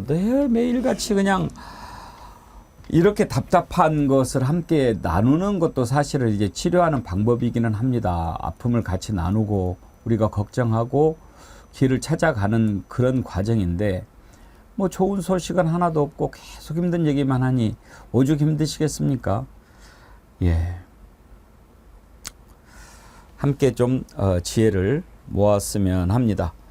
1부는 여기에서 마치겠습니다. 함께해 주신 세 분 패널 전혜연 대변인님, 김성환 평론가님, 김종옥 부원장님 세 분 수고하셨습니다. 감사합니다. 감사합니다. 예.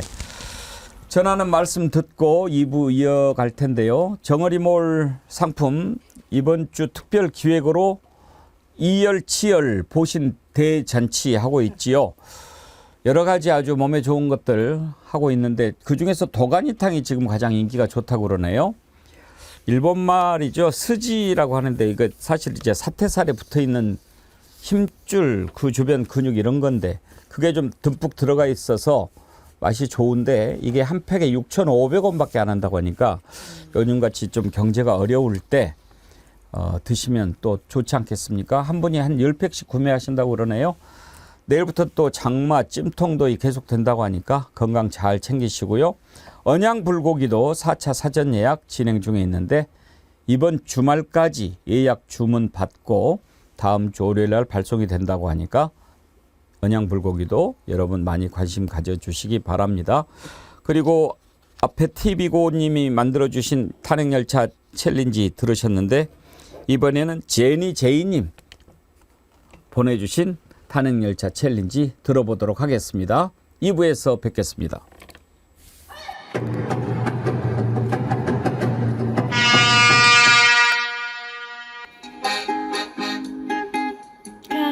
가세 탄핵열차여 많은 국민들의 염원을 담아 정의는 살아있구나 해결하자 이체 양명주 얼씨구 절씨구 백만정어리 헤이 지화자 좋구나 백만정어리 헤이 탄핵만이 답이로세 태양아지는 못하리로다 백만정어리 헤이 백만정어리 헤이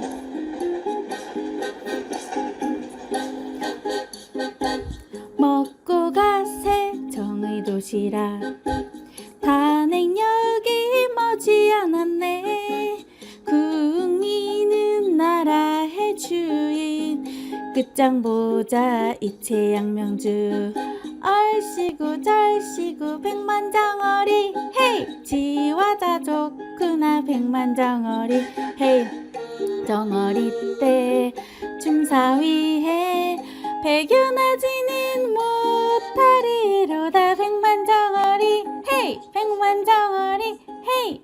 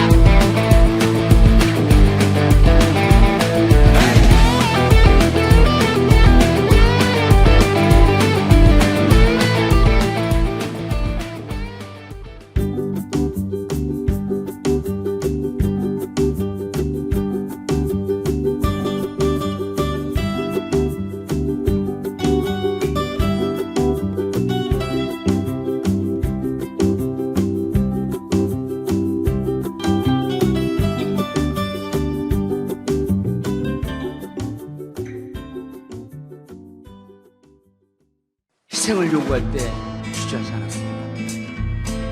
재보궐선거 기억하십니까? 우리 당은 4년 동안 누구보다도 이 자리까지 오게 됐습니다. 후보 변호사시고 맞잡고 위로 힘차게 들어올려 주시기 바라겠습니다.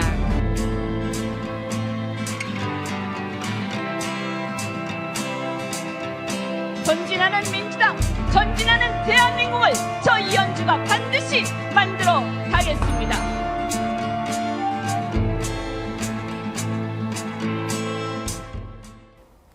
볼 때마다 참 당차다 이런 생각 드시죠? 네. 예, 민주당 최고위원 후보가 되신 이현주 의원 모셨습니다. 어서 오십시오. 네, 안녕하세요. 컷오프 통과 축하드립니다. 네, 감사합니다. 네.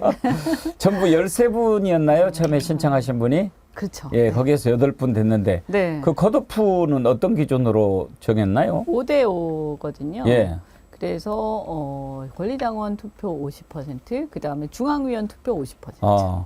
근데 이제 실제로 전당대회 때는 대의원 14%, 권리당원 56%, 국민여론조사 30% 네, 이렇게 뽑는다고 그러네요. 네, 네.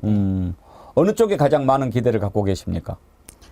뭐 저는 아무래도 권리당원들한테 예. 많이 기대를 하는데 예. 그래도 어느 것 하나 소홀히 알 수 없는. 예. 네, 그렇죠. 그런 거죠.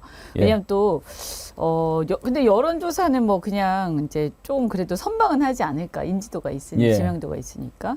그 다음에 그 대의원들 같은 경우도 처음에는 저는 좀 어렵지 않을까 이렇게 생각했는데 의외로 대의원들이 더 깊게 또 생각을 하세요.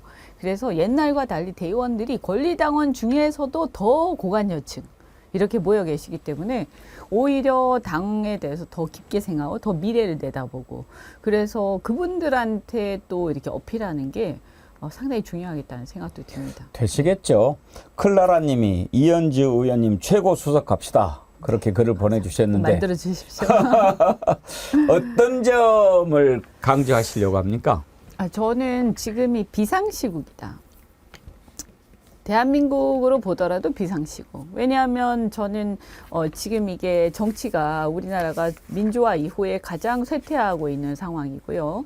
그 다음에 경제로 보더라도 지금 전환기 속에 있다. 그래서 이제 산업화 이후에 우리가 IT 이런 어떤 발전을 DJ 대통령 이후에 이제 김대중 대통령 이후에 만들었지만 사실 박근혜 탄핵 그리고 박근혜 대통령 탄핵과 그 이후 보면 이렇게 뭔가 우리 치고 올라가지 못하고 있는 걸 뭔가 계속 울고먹는 느낌. 그런 상태잖아요. 그래서 지금 대한민국이 뭔가 치고 올라간 도약해야 하는 시기에 왔어요. 근데 이게 뭔가 시원하게 안 되고 계속 뭔가 이렇게 좀 정체돼 있는 느낌 이런 게 있지 않습니까? 그래서 우리 젊은이들한테 희망을 주기 위해서는 저는 지금 이 시점에 새로운 어떤 지도부터 새로운 대한민국의 정권이 정말 희망을 주고 대한민국의 미래에 대한 이제 어떤 청사진 이런 것과 함께 전환기를 만들어야 된다. 경제적으로도. 그리고 저는 지금 외교 안보적으로 상당히 위기다. 대외적으로. 그럼 우리 탓이 아니고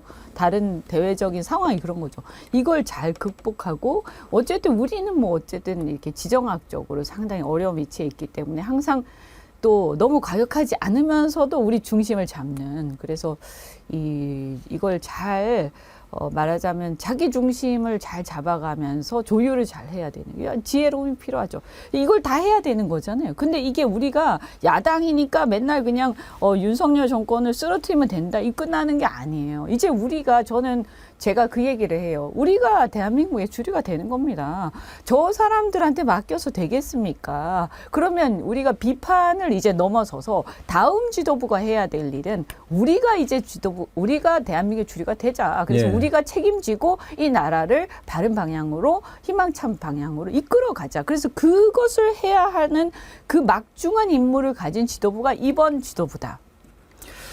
이재명 대표를 중심으로 예. 그런 여러 가지 일들을 함께 전략적으로 그다음 정책적으로 용기를 가지고 헤쳐나갈 수 있는 아주 막강한 전략 자산.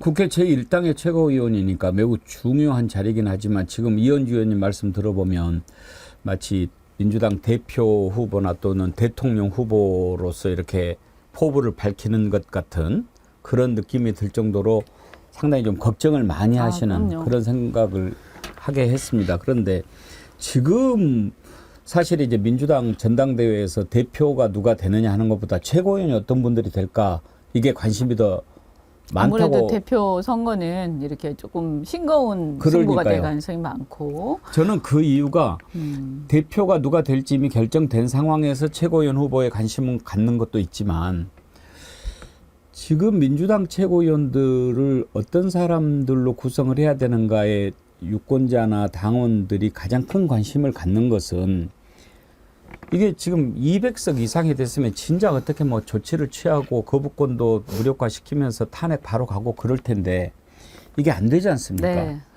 그러니까 이걸 어떻게 치밀하게 전략적으로 잘 싸울 수 있는 사람이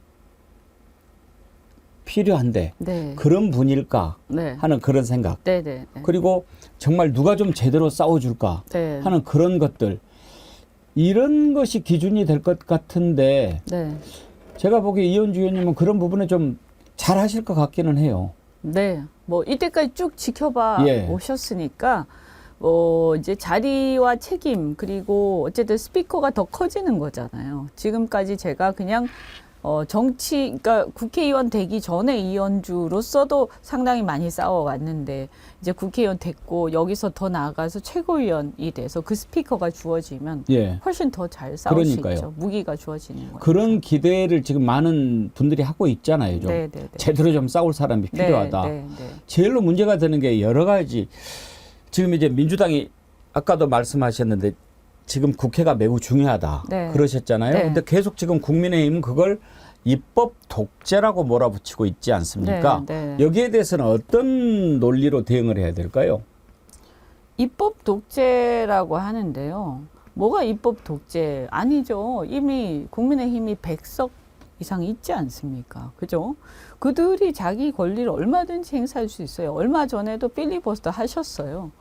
할 수 있는 헌법적 권한을 다 행사하고 계십니다.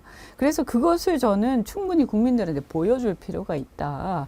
그리고 우리가 예를 들어서 투표를 하는데 국민의힘을 못 들어오게 한다든지, 그죠?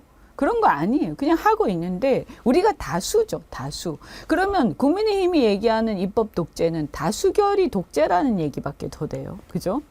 그것은 말이 안 되죠. 우리가 국민들 다수의 지지를 받아서 다수의 의석을 차지하게 되는데 그게 마음에 안 든다라고 한다면 그래서 국민의 다수 의사가 마음에 안 든다. 결국에는 자신들이 소수임에도 마음대로 해야 그것이 독재가 아니란 말입니까? 소수 독재보다는 다수 독재가 더 맞는 얘기 아니에요? 독재는 아니죠. 그렇지만 다수결이죠. 다수 의사 결정이 민주주의 원리예요. 어쨌든 간에 우리가 그들의 얘기를 필리버스터 할 때도 들어주고 정말 듣기 싫은 얘기도 듣고 앉아 있지만 그럼에도 불구하고 다수결로 의사 결정을 해야지 아무것도 안 할 수는 없지 않습니까? 그럼 다수결로 하지 소수결로 합니까? 그러면? 그래서 그 민주주의 원리 자체를 무시하는 발언이고 지금의 문제는 대한민국 대통령제이기 때문에 집행권이 전적으로 대통령한테 있습니다. 그런데 대통령이 지금 자기 마음대로 하는 게 문제인 거죠. 국회를 무시하고 거부권을 마음대로 행사하고 있고요. 그래서 저는 지금 대한민국에서 이게 입법 독재가 되려면 적어도 뭐 어떤 입법부 중심의 체제가 돼야 되는데 대통령 중심제잖아요. 행정 독재죠 지금 오히려 그죠? 혹시 입법 다수결이죠. 윤석열 탄핵 민주당의 당론으로 정해졌습니까? 아니요, 그건 당론으로 정해진 것은 아니고요. 예. 저희가 볼 때는 아마 이제 탄핵이라는 것은 지난번에 박근혜 탄핵 때도 그랬지만 국민들의 여론에서 약간 비슷하게 가거나 반발짝 앞뒤로 이렇게 가야지 이게 성사가 된다고 보거든요. 그런데 아직까지는 이제 국민들의 탄핵 여론이 그 정도로 압도적으로 이렇게 올라오진 않았어요. 그렇기 때문에 우리가 너무 앞서서 이걸 주장하게 되면 오히려 중도층이나 일부 이제 보수층, 윤석열 대통령의 문제의식 갖는 사람들한테 거부감을 또 줄 수 있기 때문에 저희는 이제 이것을 계속 여론을 예의주시하면서 지금 탄핵 그 청원 그거에 대한 조사 이런 것들을 하고 있는 중이죠. 네. 윤석열 때문에 못 살겠다 국민들이 다 그렇게 얘기하는데 네. 왜 방금 말씀하신 것처럼 압도적으로 탄핵 여론이 안 올라온다고 올라오지 생각하십니까? 않느냐. 저는 두 가지 문제가 있는 것 같아요. 첫째는 대안에 대한 불안이에요. 그러니까 국민들도 굉장히 성숙해 있기 때문에 어쨌든 정권인데 이 권력의 최고 권력을 무너뜨리는 것까지는 좋은데 무너뜨린 다음에 어떻게 할 거냐, 그죠? 그래서 이 무너뜨린 다음에 이 과도기는 어떻게 할 거고 대선 이후에 그러면 이 대안으로서 이제 만약에 우리 민주당이 집권한다라고 했을 때 이 민주당이 과연 믿을만 하냐 하는 의문이 그러니까 이 부분에서 우리가 이제 지지를 많이 받음에도 불구하고 그런 의문을 가진 세력들이 이제 중간 세력 또는 보수의 일부가 있는 거죠. 그러니까 이 탄핵이나 윤석열 대통령에 대해서 그만했으면 좋겠다라고 생각하는 사람들이 만약에 한 50, 60% 이렇게 이상 간다고 해도 그 중에서 제가 볼 때는 정말 자, 그러면 이제 민주당이 그냥 하면 돼 라고 생각하는 사람 전체 국민들의 한 30, 40%는 되겠지만 그렇죠. 그게 아직까지 5, 60, 70까지 가야 되는 거죠. 그래서 야 민주당이 그냥 해라가 제가 볼 때 70은 좀 무리고 한 50 이상 60 정도 가까이 가야 이게 아마 될 겁니다. 그게 첫 번째고 대안에 대한 불신이 두 번째는 민주당에 어떤 대한 이유가? 불안감 이런 거 여러 가지 있을 텐데 이제 불안정성을 또 싫어하는 국민들의 문제들이 있을 거고요. 국민들 중에서 나라가 불안정해진 걸 싫어하시는 분들이 있잖아요. 그렇기 때문에 우리가 그 안정감을 줄 수 있어야 되는 게 또 하나 있는 거죠. 그다음에 또 하나의 문제는 저는 이제 이런 부분이 있는 것 같아요. 그 비슷한 얘기인데요. 이 탄핵이라는 것을 이렇게 해봤더니 별게 없더라 하는 거. 과거에 그러니까 이 두 번째라는 문제가 있는 거예요. 그러니까 한 번 했던데 그때 해봤더니 그때 기대했던 것 같은 세상이 안 오더라. 그래서 윤석열 대통령도 싫고 정권도 싫고 막 하지만 그래서 내가 비판도 하고 내가 표 찍을 때는 심판표를 찍는다. 근데 굳이 내가 내 생업을 팽개치고 광화문까지 나가서 윤석열 나가라고 외치고 내가 막 거기 몰두하는 것은 그건 내가 굳이 그렇게는 안 할란다. 이런 사람들이 상당히 있는 거죠. 이제 그분들한테 야 이제 어쨌든 두 번째지만 이번엔 좀 다를 것 같아. 이걸 보여줘야 되는 거죠. 이제 탄핵 전국으로 갈 수밖에 없을 것 같습니다. 어쨌든 간에 지금 이제 윤석열 대통령에 대한 기대를 갖고 있는 국민들이 거의 없으니까요. 그런데 탄핵으로 가려면 최종적으로 이제 국회에서 탄핵 소추안 발의하고 통과하고 또 헌법재판소까지 가서 최종적으로 인용이 되고 해야 되는데 그러려면 가장 중요한 게 헌법과 법률의 중대한 위반 이게 나와야 되지 않습니까? 그러기 위해서 이제 특검이 필요한데 일단 최혜병 특검이라든지 이런 것 뭐 바로 거부권 행사해버리고 이런 상황에서 탄핵 가지고 청문회를 하거나 또 뭐 관련돼서 입법 청문회를 한다고 한들 과연 얼마나 밝힐 수 있을까 여기에 대해서 걱정하는 국민들이 많거든요. 네. 어떻게 풀어야 할까요? 지난번 탄핵 같은 경우는 수사를 통해서 풀었지 않습니까? 특검을 예. 통해서 사실은 이제 국정농단 수사를 통해서 탄핵 전에 이미 이제 뭐 다는 아니지만 일부의 어떤 헌법을 위반한 사례들 그리고 수사를 갔을 때 뭐 몇 년형 또는 이제 얼만큼일지 모르지만 적어도 최소한 유죄는 나오겠구나 하는 그런 게 확실한 게 있었단 말이죠. 뭐 압수수색이 이미 됐으니까요. 그런데 지금 이제 그래서 지금 특검도 아직 안 되고 있고 그 다음에 이제 공수처 수사를 우리가 지켜보고 있는데 이 공수처 수사가 어떻게 되는지 이런 게 이제 수사 결과로 나오는 게 하나가 있을 겁니다. 근데 이제 이렇게 수사 결과로 유죄가 나오게 되면 이거는 뭐 확실하죠, 거의. 근데 이제 제가 이렇게 쭉 그때 상황을 제가 경험한 사람을 저는 그래서 이번에 최고위원은 박근혜 탄핵 때 그래도 그 탄핵 상황을 지켜본 사람 중에 해야 된다고 생각을 합니다. 우리가 그것을 국회 안에서 또는 정치권 근저에서라도 그것을 지켜보면서 이 탄핵 과정에서 또 그 수사 과정에서 특검 과정에서 또 탄핵 이후에 새로운 정권이 들어서는 과정에서 무엇이 어떻게 잘못되었고 무엇이 아쉬운 부분이고 무엇이 그래도 잘된 부분이고 어떤 것들을 국민들의 마음에 상처를 줬고 이런 게 쭉 있거든요. 그죠? 우리 국가라는 것을 봤을 때 이런 거를 정말 절실하게 지켜보면서 느껴왔던 사람들이 지도부에 가야 그래야 다시 반복하지 않는다. 우리의 과오를. 이 의원님은 박근혜 탄핵 때 어떤 일을 하셨죠? 저는 그때 탄핵에 사실은 이제 국회에서 탄핵 토론회를 제가 제일 처음 열었죠. 아, 그러셨군요. 네, 제일 처음 제가 탄핵 토론회를 열었고요.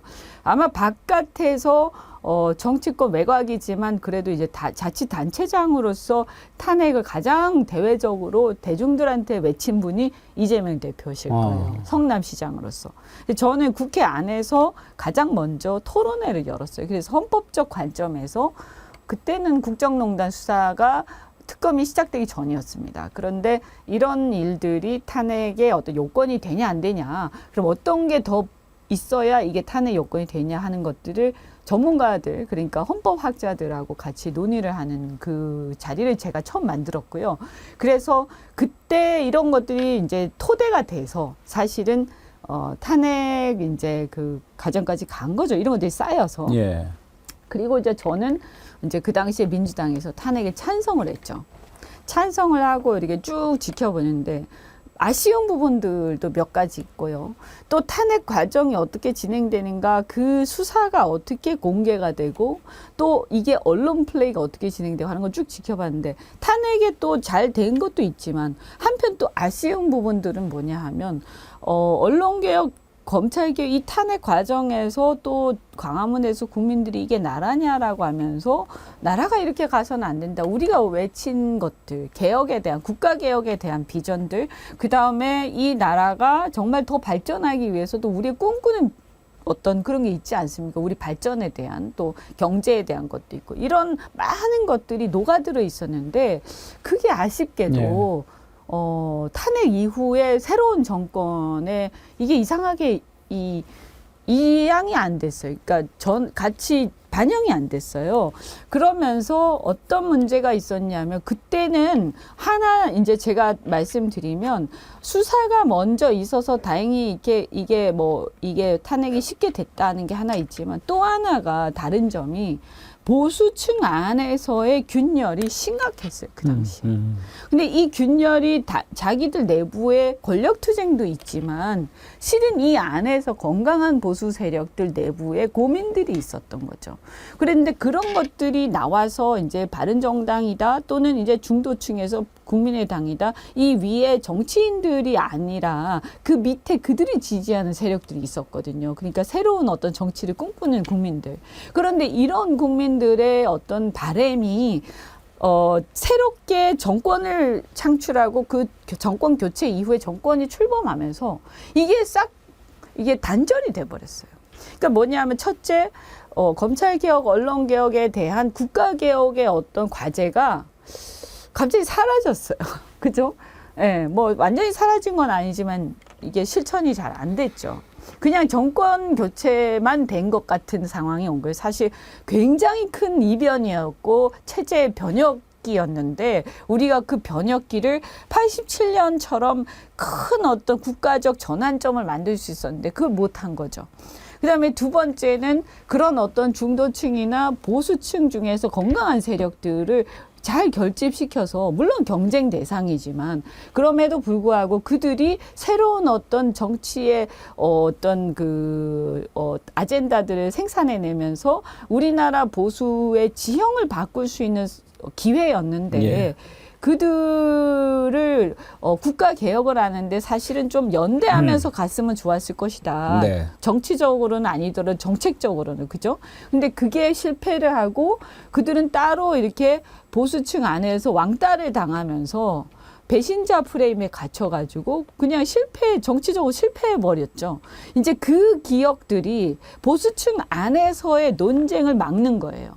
아, 우리가 그렇게 했더니 그 국민들한테 인정받고 중도층이나 또 다른 정치 진보층이나 민주당으로부터 어떤 동지로서 연대 의식을 갖기는커녕 보니까 오히려 보수층으로부터 왕따당하고 정치적으로 사망하는 결과가 됐다. 이렇게 어떤 게 남으면서 사실 지금 현재 국민의힘 안에서 이 문제에 대해서 윤석열 문제가 있고 시대를 바꾸자라고 생각을 하다가도 이분들이 동조하지 않는 가장 큰 이유가 이제 그런 것이죠. 과거에 실패했던 경험들.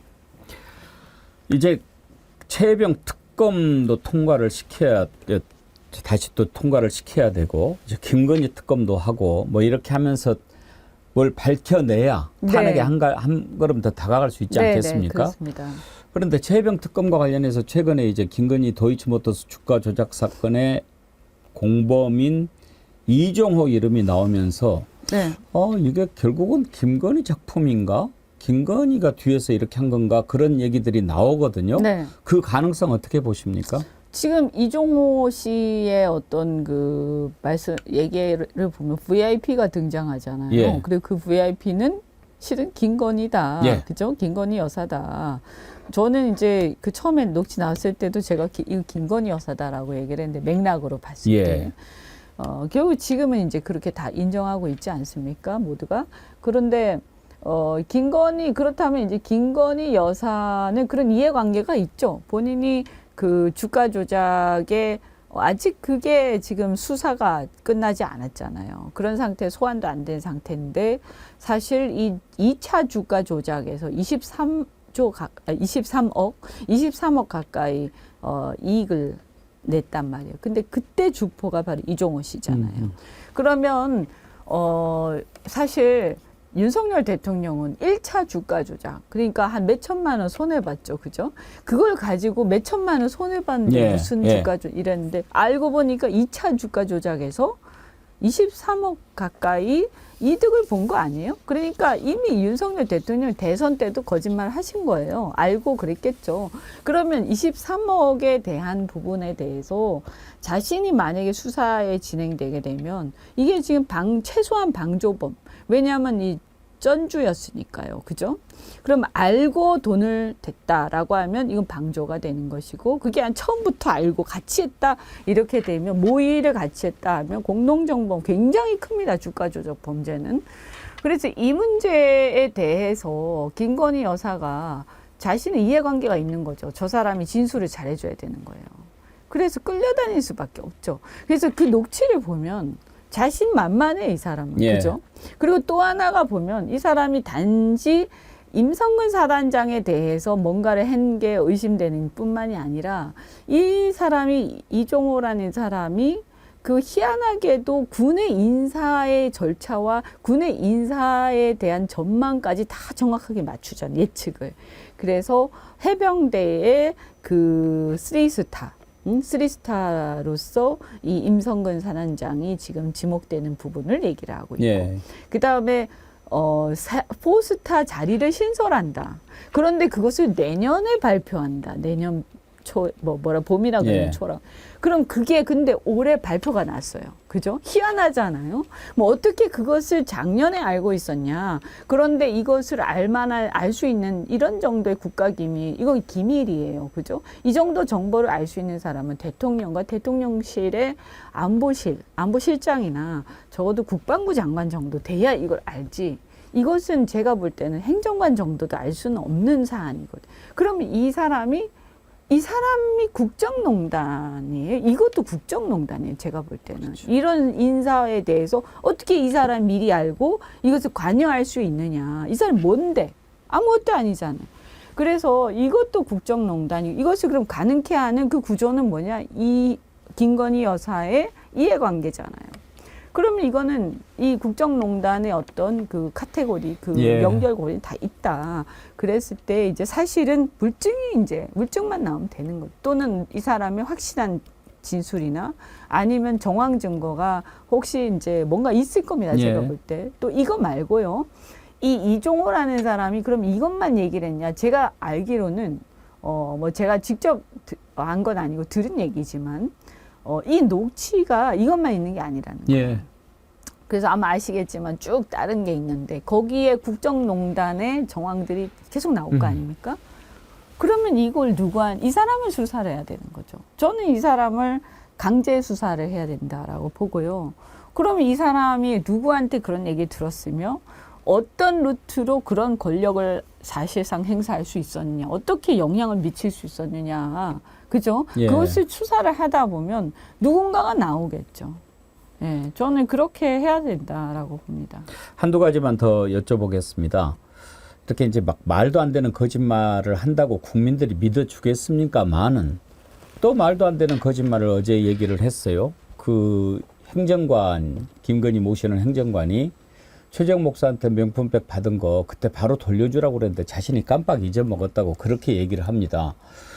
그걸 국민들이 누가 믿겠습니까? 그런데 왜 그런 식으로 대응을 했다고 생각하십니까? 겁나는 거죠. 겁나니까. 네, 저는 이게 거짓말이죠. 이건 명백하게. 예. 그죠? 왜냐하면 우리가 어떤 사건이 일어났을 때 내가 그때 돌려주라 했는데 그때 깜빡했네 라고 바로 그때 생각나지.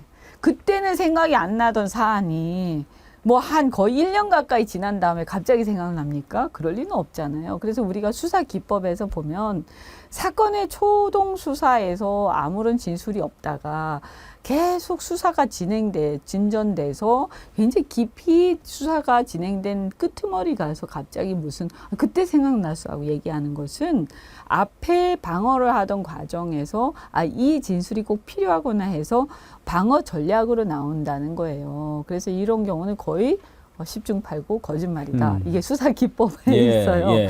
그래서 저는 이건 거짓말이다 확실하게. 그런데 그럼 왜 이 거짓말을 했냐? 겁나죠? 이게 이제 느끼는 거예요. 지금 이 부분에 대해서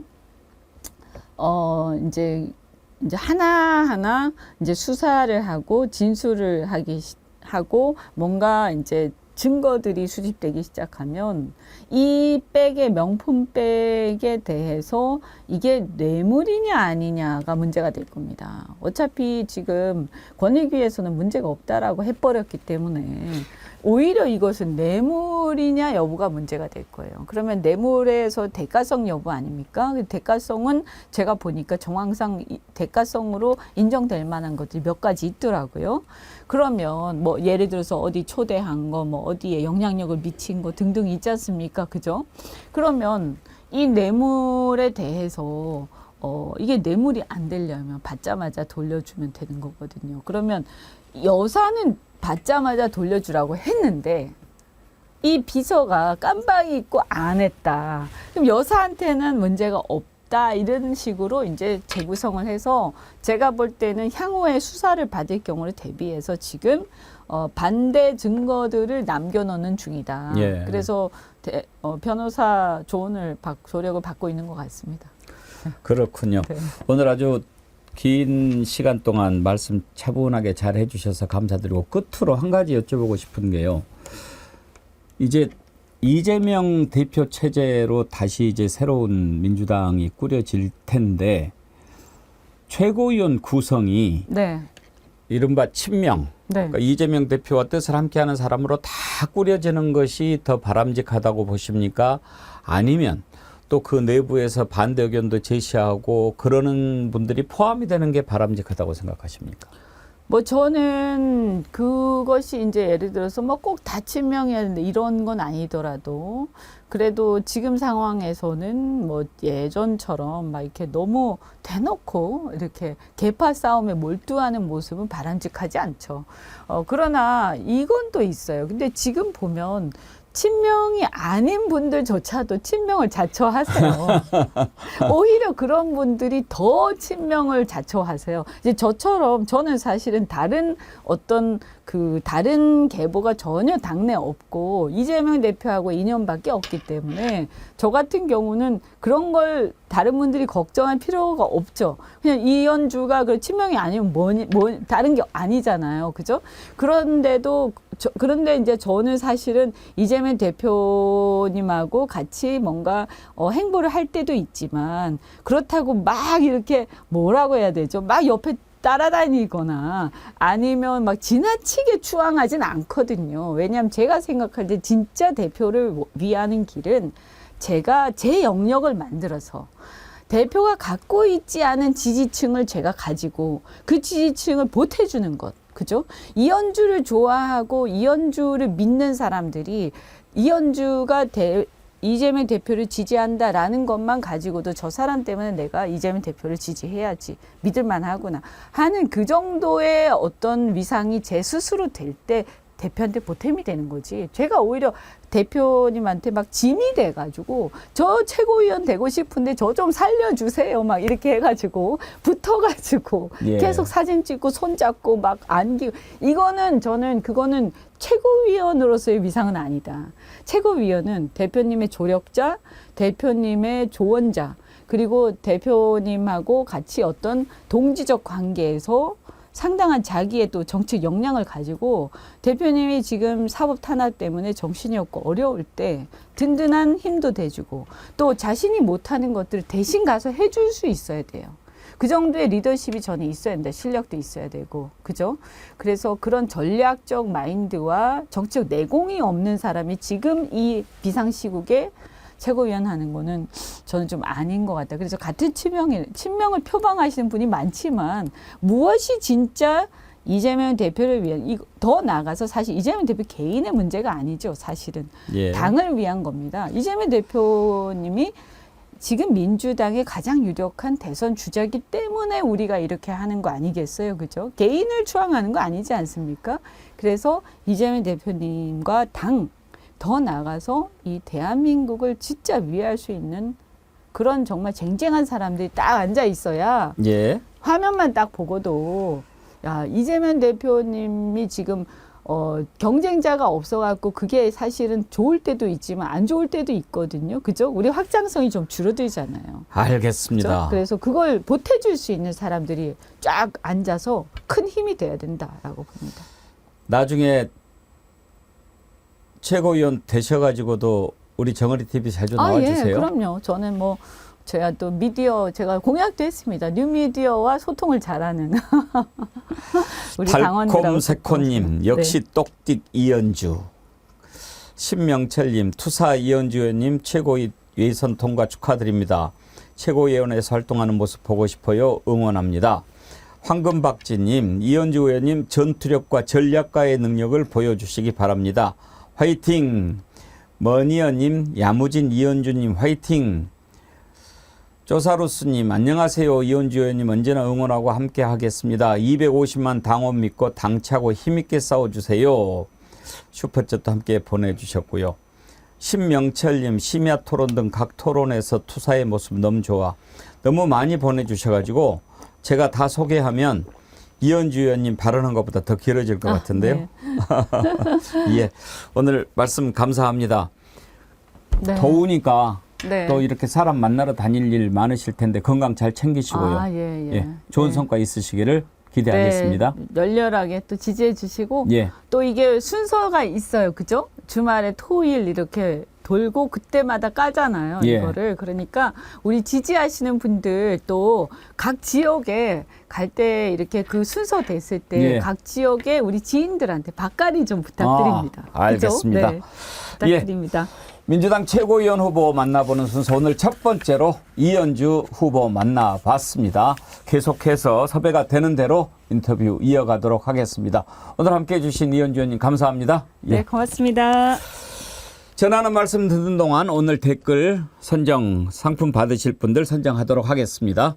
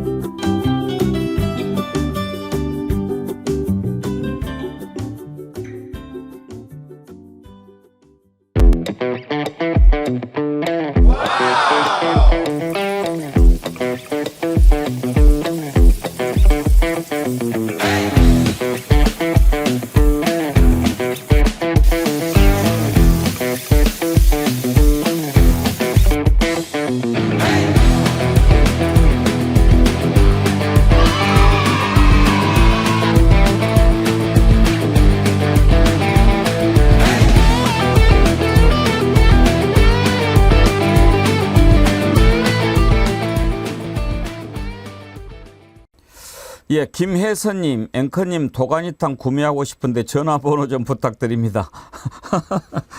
제가 잘 모르고요. 그 정어리몰 연결할 수 있습니다. 우리 저 댓글창에서도 바로 할 수 있으니까요. 도가니탕 인기가 아주 좋은 것 같습니다. 예. 오늘 선크림 받으실 분들이요. 아이스님 5만 원이 만원권이 돼버렸어요. 김피스님 폐업도 못합니다. 커미랑님 자영업 8년 만에 폐업하게 됐다라고 하셨는데 힘내시라고 제가 선물 드리도록 하겠습니다. 아까 윤석열 없으면 의자다리도 맛있을 거다 어떤 분이신가 했는데 정필성님이시군요. 네, 선크림 보내드리도록 하겠습니다. 쪼사루스님 그동안 성원 많이 해주셨는데 오늘 아주 앵간히 합시다. 재미있는 글 보내주셔서 선크림 보내드리도록 하겠습니다. 이렇게 5분께 드리겠고요. 탄핵열차 챌린지 여러분들이 계속 챌린지 해주시는데 아까 제니제이님 참 저도 들으면서 아유 해맑다 했는데 혹시 고등학생인가요? 목소리가 너무 젊게 들려요. 진형님이 그러셨어요. 계속 챌린지 해주십시오. 챌린지 해주신 분들 뭐 따로 선정하지 않고 여러분 좋아하시는 언양불고기 또 경북 의성정어리 김일웅님이 드리는 사과 세트 둘 중에서 하나 드리는데요. 정어리 언양불고기 후원해 주시는 쪼사루스 조영래님께서 챌린지 하시는 분들 처음에 5분 얘기했는데 앞으로 챌린지 하시는 분들 계속 드리겠다고 하십니다. 쪼사루스님 감사드리고요. 계속 여러분들의 챌린지 기다리도록 하겠습니다. 그리고 아까 요즘에 동시 접속이 좀 떨어지고 걱정을 하셨는데 한번 저희들 고민해 보겠습니다. 다시 힘을 낼 수 있는 방법 고민해 보도록 할 테니까요. 여러분들도 좋은 의견이 있으면 계속 올려주십시오. 여러분이 만들어가는 백운계의 정치 1번지 아니겠습니까? 오늘 함께해 주신 여러분 진심으로 감사드립니다. 좋아요도 꼭 눌러주시고 혹시 구독 안 누른 분들은 구독 눌러주십시오. 그것 저희들에게 힘을 주시는 일입니다. 내일 오전 11시에 다시 찾아뵙겠습니다. 감사합니다.